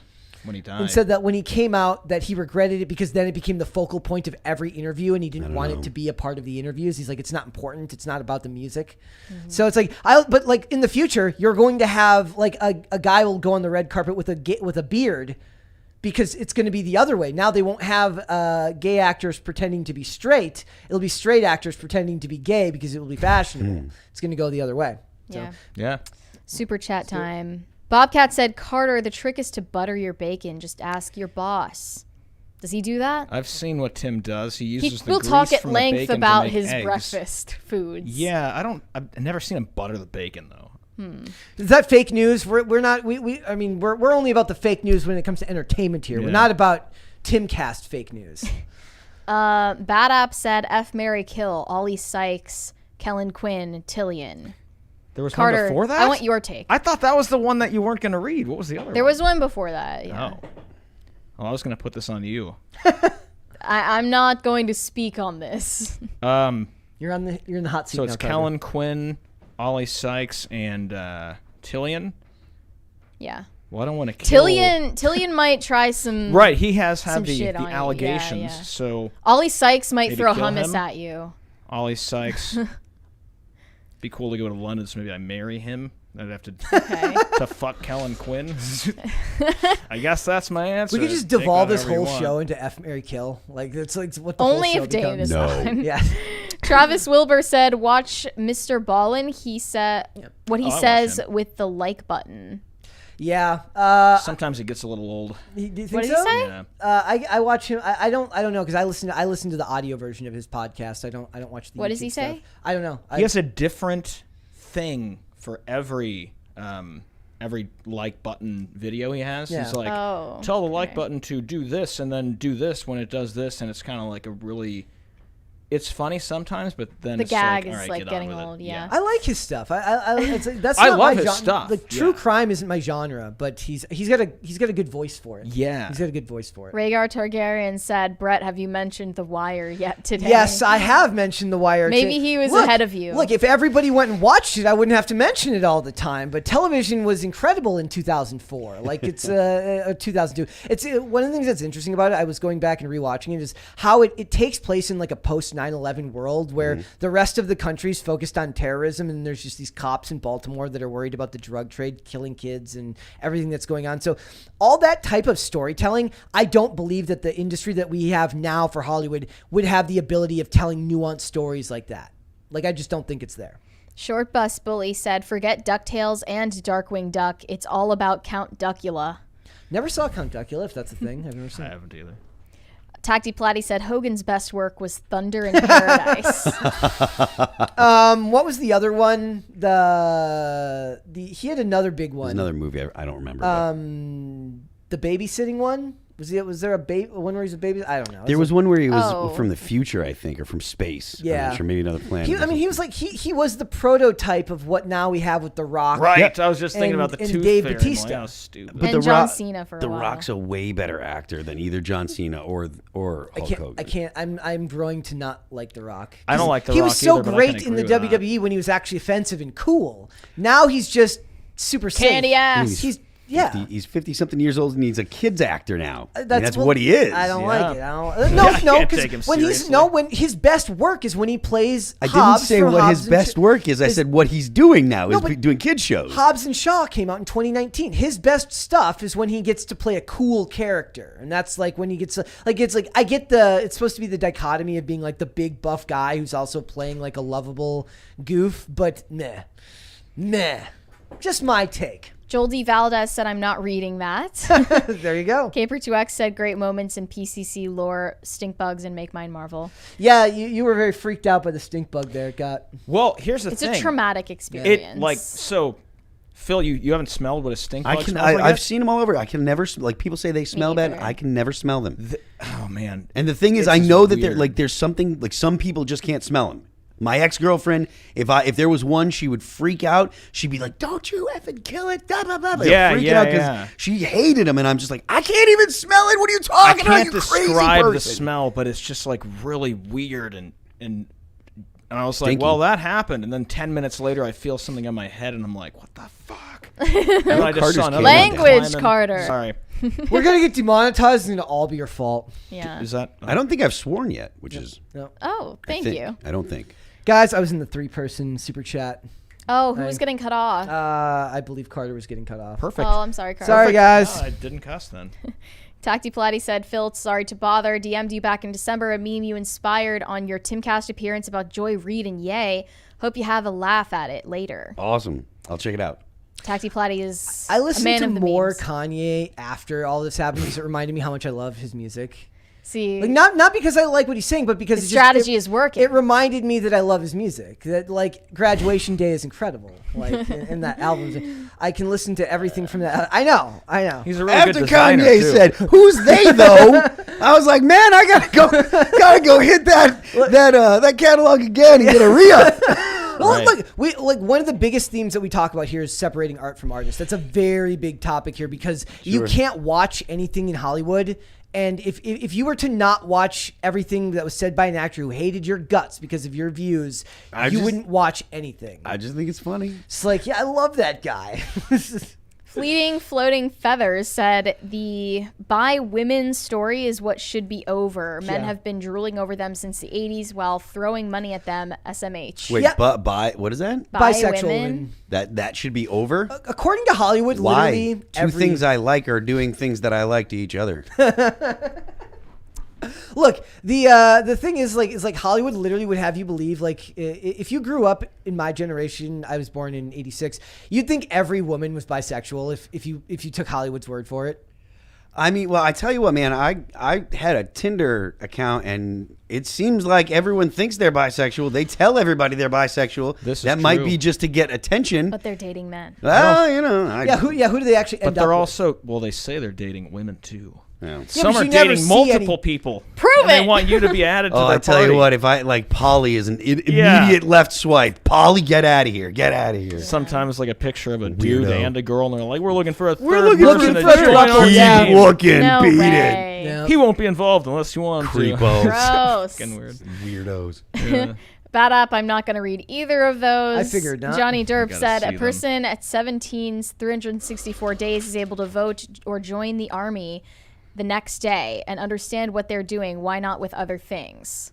Well, I mean, And the sign problem those- is when we have Hollywood perverts who are in their late 20s playing people way younger than even that age, problem is- doing sexual things with each other and with adults. The problem is he's disregarding the fact that we have to have an arbitrary line. There just has to be one. Like it's going to be arbitrary because people mature at different ages, so you or mature at different rates. So you have to come up with something arbitrary. It has to be just okay. We're gonna pick something, and it's 18 is where we've picked. You want to move it up to 21? I'm fine with that. Moving it down to 16 is a terrible idea. Going any younger is a terrible idea because even at 18, your brain is not completed forming yet. Like I get that people get upset about that, but your cortex has not completed its growth until you're in your 20s. Yeah. So the idea of 25. I think right? it's just Something like weird that. to like be the guy that brings it up. Yeah, right. But that's You the thing. know? It's like people always say, "Oh, well, why?" And it's like, "Why?" Here's why: because there has to be an arbitrary line, Like or there has maybe- to be a line, and it's going to be arbitrary. So That's you're why. saying that the line is arbitrary, but our need for a line is not arbitrary. Well, yes, he's questioning why the line goes there, and the where the line goes doesn't matter because really the underlying question is why do we make a line?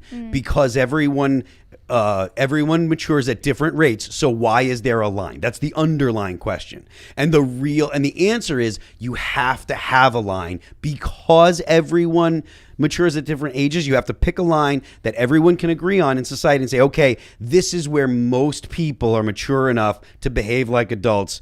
So we'll say this is the line. Now, maybe some people will be mature enough earlier. Some people will be mature enough later. But there has to be something arbitrary. You can't just be like, oh, you know. You never want to be the guy that asks Yeah. about it. Yeah. You know, just just doesn't have a good vibe. Save yourself. Don't ask the question.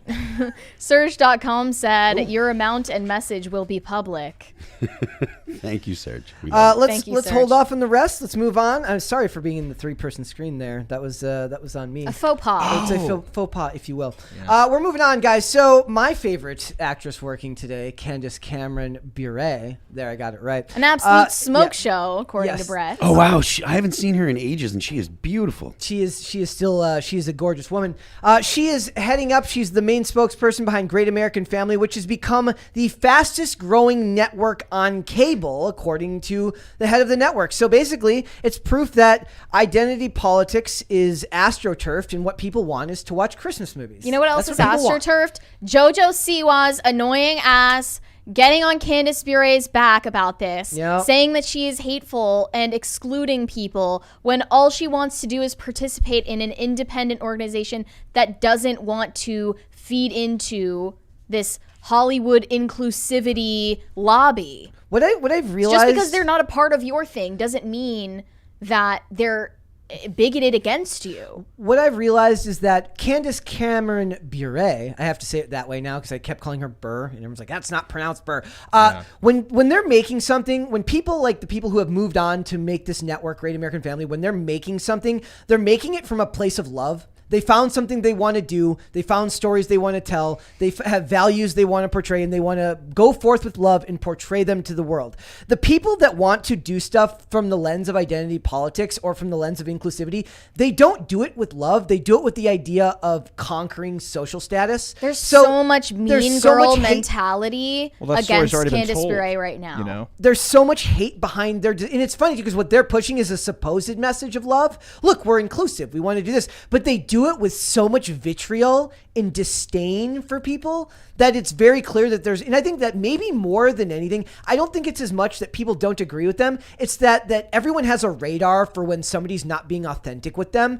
And it just comes across as inauthentic when someone says like, we're all about inclusivity. And then you go, okay, I'm going to go over here and do this. So and then they follow you over there and say, aren't you going to do what we're doing? In case you haven't heard about this story before though, basically Great American Family branched off from Hallmark when Hallmark got in trouble for having a commercial that had a same-sex kiss in it. Some of their audience just didn't agree with that being shown in an ad on the network, and they think it should be more family-friendly and traditional.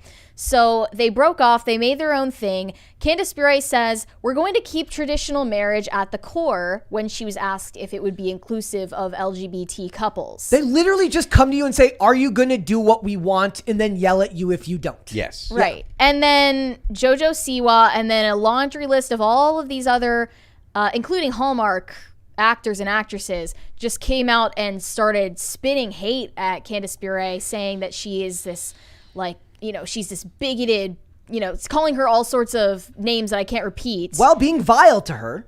Yes. Utterly vile to her. And she's smiling, offering you cookies. And the ultimate thing that enrages them is how unbothered she is and how, she just doesn't care about the backlash enough to respond. She's literally the living embodiment of those live, laugh, love plaques that you see in but in a totally sincere way, not in a cynical way at all. I make the joke a lot of time. One of the common threads that a lot of my friends that are atheists with the memes they post, it's there's nobody meaner to you than a mom just after church at brunch, to the waiter. She's the opposite of that. She seems to be all about her core values, and she just wants to go forth. She doesn't want to tell you what you believe is wrong. She wants to tell you why what she believes is great. Right. What's especially enjoyable about this story is how we just covered G4 TV's utter failure. They are the least popular network of all of 2022. I wrote take that 126th ranked on a 126 channel long list. I literally they were the lowest viewed of the whole year. You had to see that coming. Yeah. Well, yeah. And so it's just what wins? Genuine creativity or hatred and vitriol? Yeah. Genuine creativity, of course. But I mean, you look at Chrissy Mayer. I don't know if you guys are familiar with her. She does podcasts and stuff. She didn't have a really big online presence until that Frost imitation. Yep. She did that Frost imitation, and then her channel just shot through. I mean, she'd been doing all right, she'd been doing a live stand up and stuff like that, but she wasn't a podcast or anything. as soon as that happened, she did that thing. She got on Nerdrotic for the weekend, and man, she like Frost made her into a YouTube star. It's kind of like how Johnny Depp, like a lot of people built YouTube careers off the Johnny Depp trial. Like they had they would either cover the trial, or there was people that dedicated a lot of views. Like, you can definitely like build a career off certain stories and stuff like that. So I mean, sorry, do you like, guys smell something burning? No, it's a stink candle. bug. No, the candle went out. Oh, okay. Sorry. No. Never mind. I do smell it though. So it says, so this is the press release that came out from the network. It says, Great American Family closed out the fourth quarter of 2022 as the fastest growing network in all of cable television. In only its second year, the emerging leader in original Christmas movies ranked number 1 in total day rating growth in households, people 18 to 49. That's very interesting because you would think that this would skew older.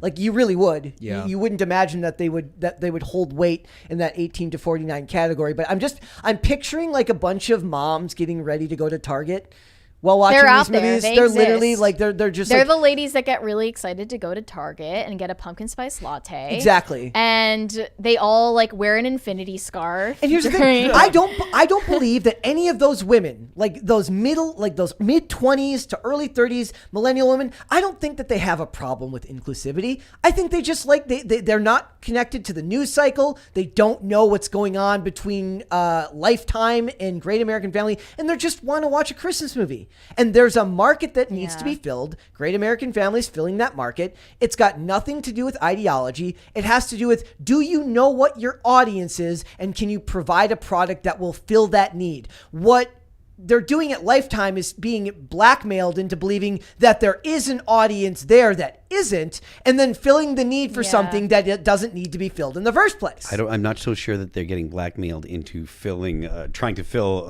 a need that isn't there. Well, more of a need. That's okay. Not that there isn't a need. I think you're right in that you're right that it's blackmail, but I think that they're also aware that there isn't really a market for it. I think that the reason they're doing it is because other people have an ideological message they want to push, and it's not about trying to fill a need. It's just about making something. They're being blackmailed and to make something to push an agenda, not fill I don't think there's a lot of desire for that in the market nowadays. I don't know if the CEO necessarily thinks of it that way. He's being told, look, people want this to be done. He sees it as like a write-off. He's like, look, we got to do it because if we don't, the bad press will bring us down and stuff like this. But once they get you, and that's one of the scary things about these types of activists is like once they come for you, the best thing that you can do is to do your own thing and not care, because if you try to pretend like they don't exist, they get to you eventually. They would always have come for Hallmark. It's just or Lifetime. How long would it take to get there? Especially with when they want to tear down traditional family structures, that was always going to be some type of like it's not even about like traditional family structures per se, but like this backlash is all about hating any content with an ounce of sincerity in it these days. Like nothing can be just sincere and wholesome and what it appears to be upon first glance. Everything has to have some twist. It has to be satirical, cynical, dark and gritty for some reason, and so over dark, subverting your expectations. But sometimes people just want to watch something simple that makes them feel good. And that is the product they're selling. 2023 should be the year where we do not subvert expectations, where we do not get cynical and dark and gritty. Nobody, like, to me, it feels like there was a really interesting article that was written that after the election in 2016, where when they brought back House of Cards, they said, this show worked a lot better before the dark cloud of Donald Trump became upon us. The idea being that, like, you could tell this type of story when everything seemed hunky-dory and fine. Like, I want to get back to a time where we don't need everything to reflect some dark, gritty, supposed reality, because it's not reality. It's a stunted writer's version of what they think reality is. And as we just learned with Wentworth Miller, like what you imagine the world to be isn't necessarily true. It's colored by your own perceptions. So, especially in the idea of like Hallmark movies or like Christmas movies, dark and gritty Christmas love stories. Does anybody really want that? No, not really. That'd be funny though. Somebody should actually never mind. Somebody should try and do that. I want to see the dark, gritty It's like Christmas Lifetime Violent movie Night. reboot. Yeah, well, yeah, but that's actually like that was Home Alone meets Die Hard. Like what we need is like the dark and gritty romance movie. No, that's not a thing, and nobody needs your stories to be changed that greatly. My hope is that now that Lindsay Lohan is making her acting comeback, she might show up on Great American Family instead of Hallmark. Well, they got Danica McKellar. She's really great. Me and Lindsay Lohan, birthday twins, day and year. Love that Nice. for you. Yep. Also, in regard to responding to a mob that's been mobilized against you as a public figure or somebody who's just been cornered into the position of being a public figure, would you say that like the approach of a Gina Carano that we were just talking about is better or worse than the approach of Candace Bure? When I read Candace Bure's statements, it's like she literally says, if you hate me, I love you. Kill him with kindness. Jojo Siwa, I love you. Yeah. Who else was it? Hillary Burton. Hillary, I that was the one that love hurt you. them. That was the if one you that hurt send me me the most. vitriol, I love you. Yeah. And then Gina Carano takes more of like a hardline like stance, standing up for herself. Yeah. And she's pointing out the truth still, but it's in a different tone. I think context matters. Yeah. I think depending on what the argument they're making is, what you're being accused of, because if it's a straw man, and if they're taking something that happened and making it out to be something that it's not, then you should never back down or anything. I do think that it's probably a smart thing to like take the high road, right, and say, okay, I'm not going to fight with people, blah blah blah blah blah. But it's never a good idea. Like I said, it's never a good idea to apologize. Yeah. Say, I love you. I know that some people differ. Being, if you want to be wholesome and nice about it, especially if you're talking about something for like the Hallmark Channel, it's probably better to be, the emulate Jesus or whatever you want to call it, right?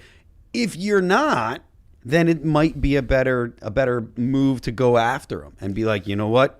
Let's get into it. But it all depends on the context, and it depends on what product you are offering. Yeah. Because if you're, again, Hallmark, you're not going to be like, let's get down in the mud, right? But if I'm putting out a metal record and someone wants to go blah, blah, blah, I'm like, I tell you what, let's do this, because I'm in a metal band. It's like rock and roll people are expected to misbehave. Yeah, but like hardline rule, don't say sorry. Yeah, don't say sorry. Don't ever apologize. It would have been weird for Gina Carano to be like, I'm going to love you anyways. Like the MMA puppies. fighter, rainbows, puppies, and That's she bakes them cookies and stuff like that. That wouldn't have worked for her. Everyone has to find their own style for dealing with this kind of pushback, right? Mm-hmm. So, like, what do they say? Like, happy people will stay beautiful longer. That's why Candace Cameron Bure looks so good at her age, because she's nice and kind and smiles for everyone. So she's like, you're just in love. God is preventing those frown lines. Thank you. Whoa.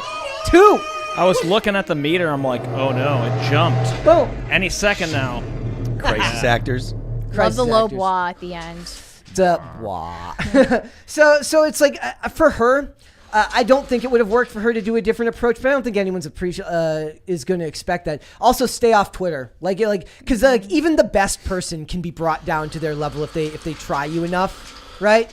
Anybody can be having a bad, she's not perfect. I'm sure she has a bad day, and some days she's just like, I hate these people yelling at me all the time. And I'm sure it hurts her feelings when somebody like a Hillary Burton who used to know her starts calling her names just because she believes something different than you. No wonder it's so hard for people in Hollywood to admit whether they're religious or not, because they know that if you do admit that, eventually they'll come for you. Mm-hmm. Yeah. It's crazy how fast they start using those degrading names against Instantly. Women or any other marginalized group the second that they differentiate from the rest.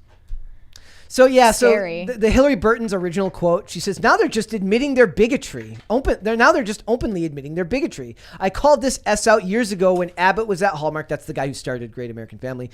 Glad they dumped him. Being LGBTQ isn't a trend. That guy and his network are disgusting. You are too candy. There is nothing untraditional about same-sex couples. She didn't say that. All she said was that there has to be a label in place to understand what you mean by that, right? Everyone loves labels now. Everyone wants to to give super specific labels to everything. When you're talking about poly, this, and that, all she's saying by traditional marriage is that it's not same-sex couples. That's not inherently rude, mean, or in any way divisive. She's just giving you a describing factor of what they're focusing on. Mm-hmm. It's like if you see if you see negativity, you're going to assume it's everywhere. And when you're an unhappy person, you're going to see anger and vitriol everywhere. So I think that's more of a projection from Hillary Burton.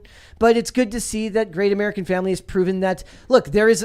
Carter is still upset by the stink bugs. Right there. There's still a market for this stuff. And we saw a lot of comments. I saw a lot of people reach out and said that their family started watching this channel after channels like ours were talking about it. So is there a summer analogy for these types of channels? Does Hallmark have a summer season? Like if Christmas movie season is like their big selling point, do they have like a summer version?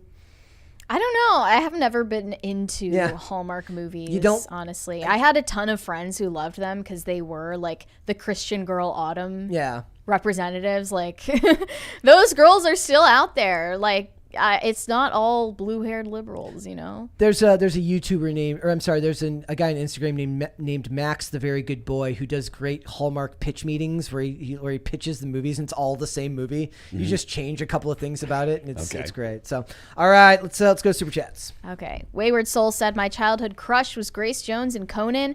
Strong black independent women. There you go. Phil, keep it metal brother question. Dio or Ozzy Sabbath? I was never a huge Sabbath fan, so to me, I'm not partial to one or the other. I think they're both perfectly acceptable as frontmen for Black Sabbath. Yeah. Not Alan Rogers said, Phil, will you review the new Overkill album when it comes out? Music is more pop culture than Ezra Bridger articles? I mean, I don't know that a music review is something that Timcast is looking for, but maybe. Never know. You never know. Who's Ezra Bridger? Ezra, I think, is the guy. I don't know. Okay. DD Mega Doodoo 97 said, PCC crew, I need to see the Alex Jones and Phil Labonte Pop Culture Crisis episode. We need to see it just as much as you do. I don't know if we could handle that. I think that Alex Jones is just like, he's got one speed, so I'm not sure that there would really be a pop culture crisis. You start talking about pop culture, next thing you know, you're talking about Illuminati from space. Yep. Like well, two paragraphs later, you're talking about how Jesus and George Washington hung out and smoked reefer together. I went deep in the weeds last night on the Gucci Mane is a clone conspiracy from 2016. What? About how like apparently like he went to jail and like came out and started like preaching like Kobe and like because he got in really good shape and everything like that. And so like I was like, whenever like websites, like I follow a lot of Instagrams that like post clips of him, and like half the comments are just like, shut up, clone. Like just shut up, clone. You're not even real. Yeah, you're not even real. You're fake. Perfect. He is the most recent celebrity to be replaced. Super Guy said, great show today. Thank you. Liam Black said, had no idea you guys existed. Subbed. Thanks, Phil. Hi, Liam. That's what we like to hear. Yeah. That's what we like to hear. Superhero movies are the best movies, said, you guys hyped for the MCU DCU barrage in cinema? I will be fully and completely honest. I couldn't care less about the Marvel movies. I haven't cared about the Marvel movies since Endgame, even before that, really. I'm excited for The Flash, only purely like watching a slow motion car wreck. Aquaman, meh. Like most of them, I'm probably more excited about Joker 2 in 2024. Oh yeah, that's gonna be sick. Than I am about any of the ones coming out. I don't really care about Blue Beetle. No, I'm way more excited. Mary, what are you more excited? I'm more excited about John Wick 4 this year than I am about any of the DC movies or the Marvel movies. Anything DC or Marvel, I'm not as excited about as the rest. But like, I am interested in the Flash, like for sure. Yeah, but like, but that's because you're interested in the Flash crashing. Yes. Yeah. But in general, there's so many good movies or so many like plausibly good movies that are coming out this year. This year is like absolutely insane. There's like 33 tentpole movies coming out. Pretty sure the next one we're reviewing is Knock at the Cabin. Yes, and then after that is Ant-Man and Quantumania. But there's so much stuff coming out this year. The Equalizer 3, like I love Denzel Washington. Like there's a lot of stuff that doesn't have Blood and Honey. Cocaine Bear, obviously. Cocaine Bear is the one I'm looking forward to the most. Next is Cocaine Bear. Like, I really want a drugged out animal cinematic universe that's nothing but animals It's just gonna be great. off on drugs. When does Blood and Honey come out? Next month. No Yeah. way. Yeah. I Same can't as wait. Cocaine Bear. Yep. That's gonna be exciting. And Corn Pop sent us a cute GIF. Interesting. A couple of characters All right, giving each other thank a you. high five. All right, we got a couple of things here quick at the end. I do want to get some opinions from Phil on WWE because you seemed interested about it when we were talking about it. Well, I haven't watched a lot of WWE lately, so Yeah. my opinions are going to be based on old stuff. But it's just, like really the idea here is that Vince McMahon, guys, is back. He's back as the chairman of the company. He walked back in like this, and as soon as he came back, Stephanie McMahon resigned as co-CEO with Nick Khan. So now it's just Nick Khan, and what people believe is that Vince McMahon is back to sell the company. Like he will not allow it to exist without him. He does have a monumental ego.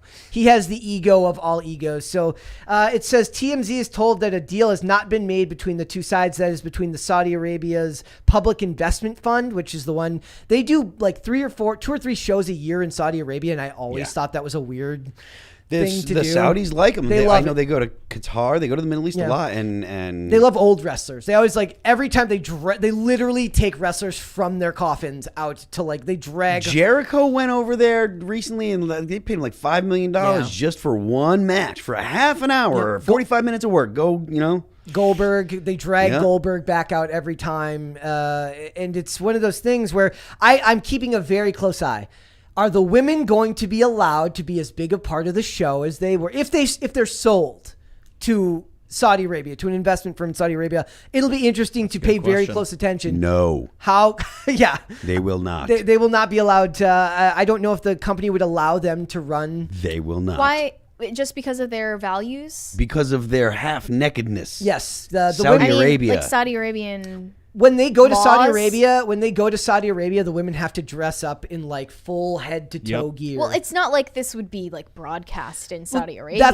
That's what's it interesting. would be broadcasted elsewhere. Would it matter if it's still being filmed and recorded here in America? Will it change the production for them? If it's filmed and recorded here, the Saudis will not care. Well, then I don't think then anything it will not changes. change. If it stays here, Saudis owning it, they will only be extremely religious inside of Saudi Arabia.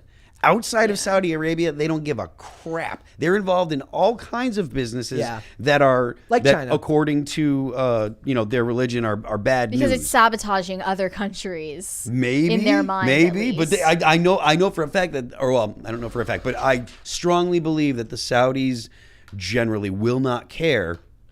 Just so long as it's not corrupting inside Saudi Arabia. Well, they do make an exception for Cristiano Ronaldo living with his girlfriend, which is illegal over there. Yeah. So I don't know how they decide these things, what they turn a blind eye to. It's going to be very, very interesting. And like I said, I literally pictured Vince walking back into the board meeting. You have to someday, Mary, just go online and look up Vince McMahon walking. No, everyone's seen that. Yeah, and so we'll see. He was never going to let the company exist without him. He's got too much of an ego. That was always going to happen. So we'll see what happens. And then before we go, Carter, I would love to hear your opinion on this. So people are very mad at Evan Peters. Or they're very mad that Evan Peters won an award, a Golden Globe, for playing Dahmer, because I guess you're promoting a real life person. It would be okay if he was talking about a fake serial killer, but if you're talking about a real life serial killer, it's apparently a bad thing. Yeah, it's interesting because this show's been controversial since it's like released on Netflix and in the LGBTQ category. Not that kind of representation. Yeah, they don't want that. I don't want us to be represented with the serial killers. But I mean, I watched the entire series twice. So has my brother, and it sounds weird, but he did a phenomenal job. Like, it was a limited series, man. right? Have you seen it? Yeah. No, I haven't seen it, but I've heard that I recommend it. I've to heard people. the reason that people are upset is because he did a good job. Like, I think that might when be you true. do a good job Right. playing someone horrible, Right. there are people out there that are going to be like, he must be horrible. Yeah. Because they he don't did such a great understand. job making believe he's horrible. Right. So To be fair, a lot of actors are horrible people. We can't speak about Evan Peters, but like, you watch a lot of actors and then you find out later that they're an awful person. You're like, oh, that makes perfect sense. he's like just really shows- Didn't actually he have to method act that acted much. this. Yeah. Like It went out shows and ate how people. think that they're watching a show about a serial killer and they focus in on the fact that he's gay and then assume that this show is making people think all gay people are serial killers. Yeah. No one in their right mind It's watching Jeffrey a show Dahmer. about Jeffrey Dahmer is like, wow, I guess all gay people are serial Right. killers. No I gotta actual watch person out. ever thought that. it's the penises that make him chop up human beings. It's just all like- penises. It's funny, like in the show, had Ridiculous. so much. It's kind of like Wednesday and how much cultural relevance it had because it became so memeable to a lot of people. I think in the office here, I watched 2 separate people watch it all the way through in like common parts of the house, of like the house. So it's very interesting how many people were moved to watch this show who might not have otherwise watched it just because it was so culturally relevant. But here's like some of somebody says, honestly, Evan Peters winning a Golden Globe is so overdue. I just wish it wasn't for the Dahmer role. He did an amazing job, though. I just feel like his flowers are so long overdue since American Horror Story. I just love him so much. It's crazy. Oh, is That's he the in weird American celebrity Horror Story? worship at the end there. I love that- him so much. It's crazy. You That's don't the know this weirdest- person. It's so weird how much people attach their own identities to these celebrities. Like, you ever want to see weird people look up like Brie Larson stan accounts on Twitter who just like Lord and Savior Brie Larson, we love her so much, and it's like, That's so weird. isn't that weird? That strikes me as so weird. About anyone. Yeah. Like, I like this comeback. They say the award wasn't for the character, obviously. The award is for whoever did the best job at acting. Why are so many of you acting like Evan Peters is Jeffrey Dahmer? Can you not understand the difference between acting versus the show production versus the real life person? They They aren't cannot. the same thing. Well, They just like cannot. that earlier article, that one guy was arguing from Wentworth that he wants his real life to be more mixed in with his role. So it's like, Let me that's a know if big this is part like for a... them. They talk about that all the time. I have a take, and I'm wondering if it has any foundation in reality. You know how you're watching a TV show or a movie, and you have like a cat or a dog, and your pet just, usually if it's a cat, but both, your pet just could not be less interested in what's going on the screen. And when you look at their behavior around screens and then our behavior around screens, it just makes us seem like we're not capable of distinguishing the difference between reality and TV better than an animal with far less intelligence than us. It's interesting because I love watching the things of animals that like get really into TV. I think Dog they chases only them. care if they see a dog. Like a dog would care if they see a dog on the screen, but otherwise they don't care. Sometimes I've seen videos of like cats chasing a ball that's rolling Yeah. on the screen. oh yeah, there's yeah. actually an app that I used to have on after my iPad that I would put, and it's a mouse that goes around the cats will paw it. Apparently, like a cat can go nuts chasing like a Laser pointer. laser pointer. Oh, yeah, it's like abusive or because something they because it don't gives because them they're chasing and schizophrenia. they don't they say what you should do is if you do that, hide treats and then direct them to the treat. So that way they get the Okay. the reward. It Because probably what's does going- mess up their reward system. Because what's going on is Shit. they're chasing, and Yeah. they never get a reward. And it messes with dogs that way too. Like Yeah. if your dog chases it, you can do it, but run them over to the treat, get the treat, and then put the light away, Mm-hmm. and let them chill out. They're like, okay, I chased the light, I got the treat, and let that like actually sink into their brain. They're like, cool, light treat, Right. good. And then it's not like, oh, I'm gonna go psycho because I never find the treat. You know. I think you're right that this points to more about what you said about how they had a problem with the LGBTQ tag because it's not just about winning an award. It's that they think that the award that he's winning for is suspect. And that's like, it's like they can't distinguish reality from entertainment anymore. Yeah. Mm-hmm. And it's not just about the entertainment you make. They want to talk about what the societal implications about that entertainment is. And there isn't always the societal implication. Sometimes a show about Jeffrey Dahmer is just a show about Jeffrey Dahmer. But now reality is entertainment. It feels that way more and more lately. So, all right, guys, thank you so much. Phil, thank you so much. Thank you. Let everyone know where they can find. Oh, do we have some super chats? We do. We do. All right, let's do those first. Okay. All right. Connor Doyle said Star Wars Andor is the best thing Disney has done with the series. Very much 1984 vibe with the theme of rebellion. Give it a shot. I feel bad for the lead actor from that because that's one of those shows where I've heard nothing but people talking about it like it's the greatest thing ever, and no one watched it just because everyone was so burnt out on Disney Sick and Star tired tired of Star Wars. Like You can't lost- blame them for no, it, you for can't. the I'm not. fatigue. I grew up with Star Wars. I was a kid. Like I was born in '75, so like I was a little kid when it came out, and it was the thing for me when I was growing up. Like I always wanted to be a Jedi. Blah blah blah. So when they came out with the prequels, even those were like, well, they're okay. They're a new story. Blah blah blah. The stuff that happened to Star Wars after Disney bought it has completely ruined it for me. Like I don't like it anymore. I don't feel good watching the old movies anymore because of what they've done to the new stuff. And they've destroyed all the lore in it. They've made Luke's whole journey unnecessary and pointless. They literally destroyed it. So it's like I don't they didn't just make 3 bad movies. They made the movies that I used to love less impactful. So I hate Rian Johnson. Hate his guts.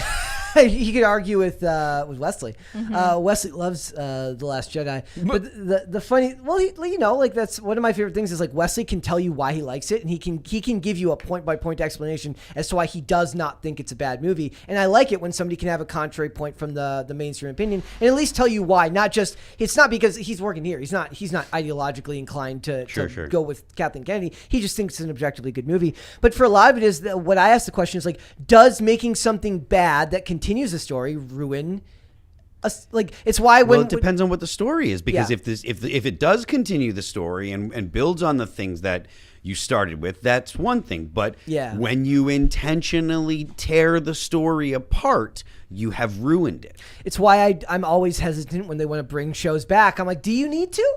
Like, will it ruin the original for me? No, I'm by no means a completionist. If I have a show that I love, I can watch 3-4 seasons at a time and just stop and come back at another time, maybe start over, maybe finish it. I don't feel the need, because most endings don't end up living up to what the show was at its peak anyways. So I don't feel the need to watch shows all the way to completion. Obviously, movies are a little bit different, but it's like, you need to really ask that question. Do we need to go back to this well? It's kind of like if they made like a Dahmer Part 2 where he becomes a good guy. Electric Would Boogaloo. ruin the Dahmer first lore. one. Yeah. Corey Anderson said, y'all need to do a review of FX2. I haven't seen it. I haven't seen it either. Chubbs is Farman said, figured I would shill for an up-and-comer. PCC should reach out to Ellie in TV land. She could be a fun and interesting guest. I'm going to write that We down. will look into this. Thank you. Johnny Derp said, thanks for understanding a question may be posed and an issue explored via detachment, Phil. It's a rare trait these days. Thumbs up. Joel D. Valdez said, amazing show. Thank you so much. No, Joel. And we're all caught up now. Yes. No, Joel. Thank you. Thank you. Phil, thank you so much. Thank you. Let everyone know they can find you. I am Phil That Remains on Twitter. Phil That Remains Official on the old IG. The band is All That Remains, and that's on, I think, just All That Remains on Instagram. Search All That Remains. We've been around long enough. You'll find us if you search All That Remains. Perfect. Carter, man, let everyone know. Oh, actually, are there any updates? There are some updates. Let's get them. We're shooting a music video in, not this month, but next month. The long-awaited Bright Eyes, if you're familiar with the vlog. You'll know that song, but getting it done, as well as a few more. Things moving forward. You can follow me at Carter Banks everywhere except for Instagram, which is a 4L added on at the end. And then Trash House Records everywhere. Timcast Music everywhere. The real question is, any update on getting Carter Banks on Instagram? Not that I'm aware of, but I also haven't checked Instagram for lots of times, so... You got to check and let us know. I do. I got to get better at that. All right. I think I saw one more super chat there, Mary. Carnell said, Brett not looking forward to MCU films. Who would have guessed? Take that, you Marvel incels. That's literally, I need that shirt. Somebody should print that shirt. That you video Marvel we incels. reacted to the other day is a Marvel incel. Yeah. Like, they exist. By the way, we never reacted to the cringe video. Oh, I sent you. Did we skip? Oh, also, I want to point out that I am actually looking forward to Secret Invasion. So there is a Marvel thing that I'm looking forward to. Okay. That's the Nick Fury.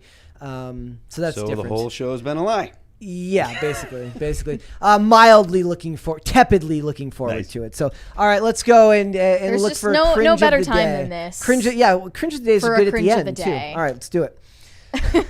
She was very excited about this. Let's hold off. Volume's good. Albania, Angola, Argentina, Armenia, Aruba,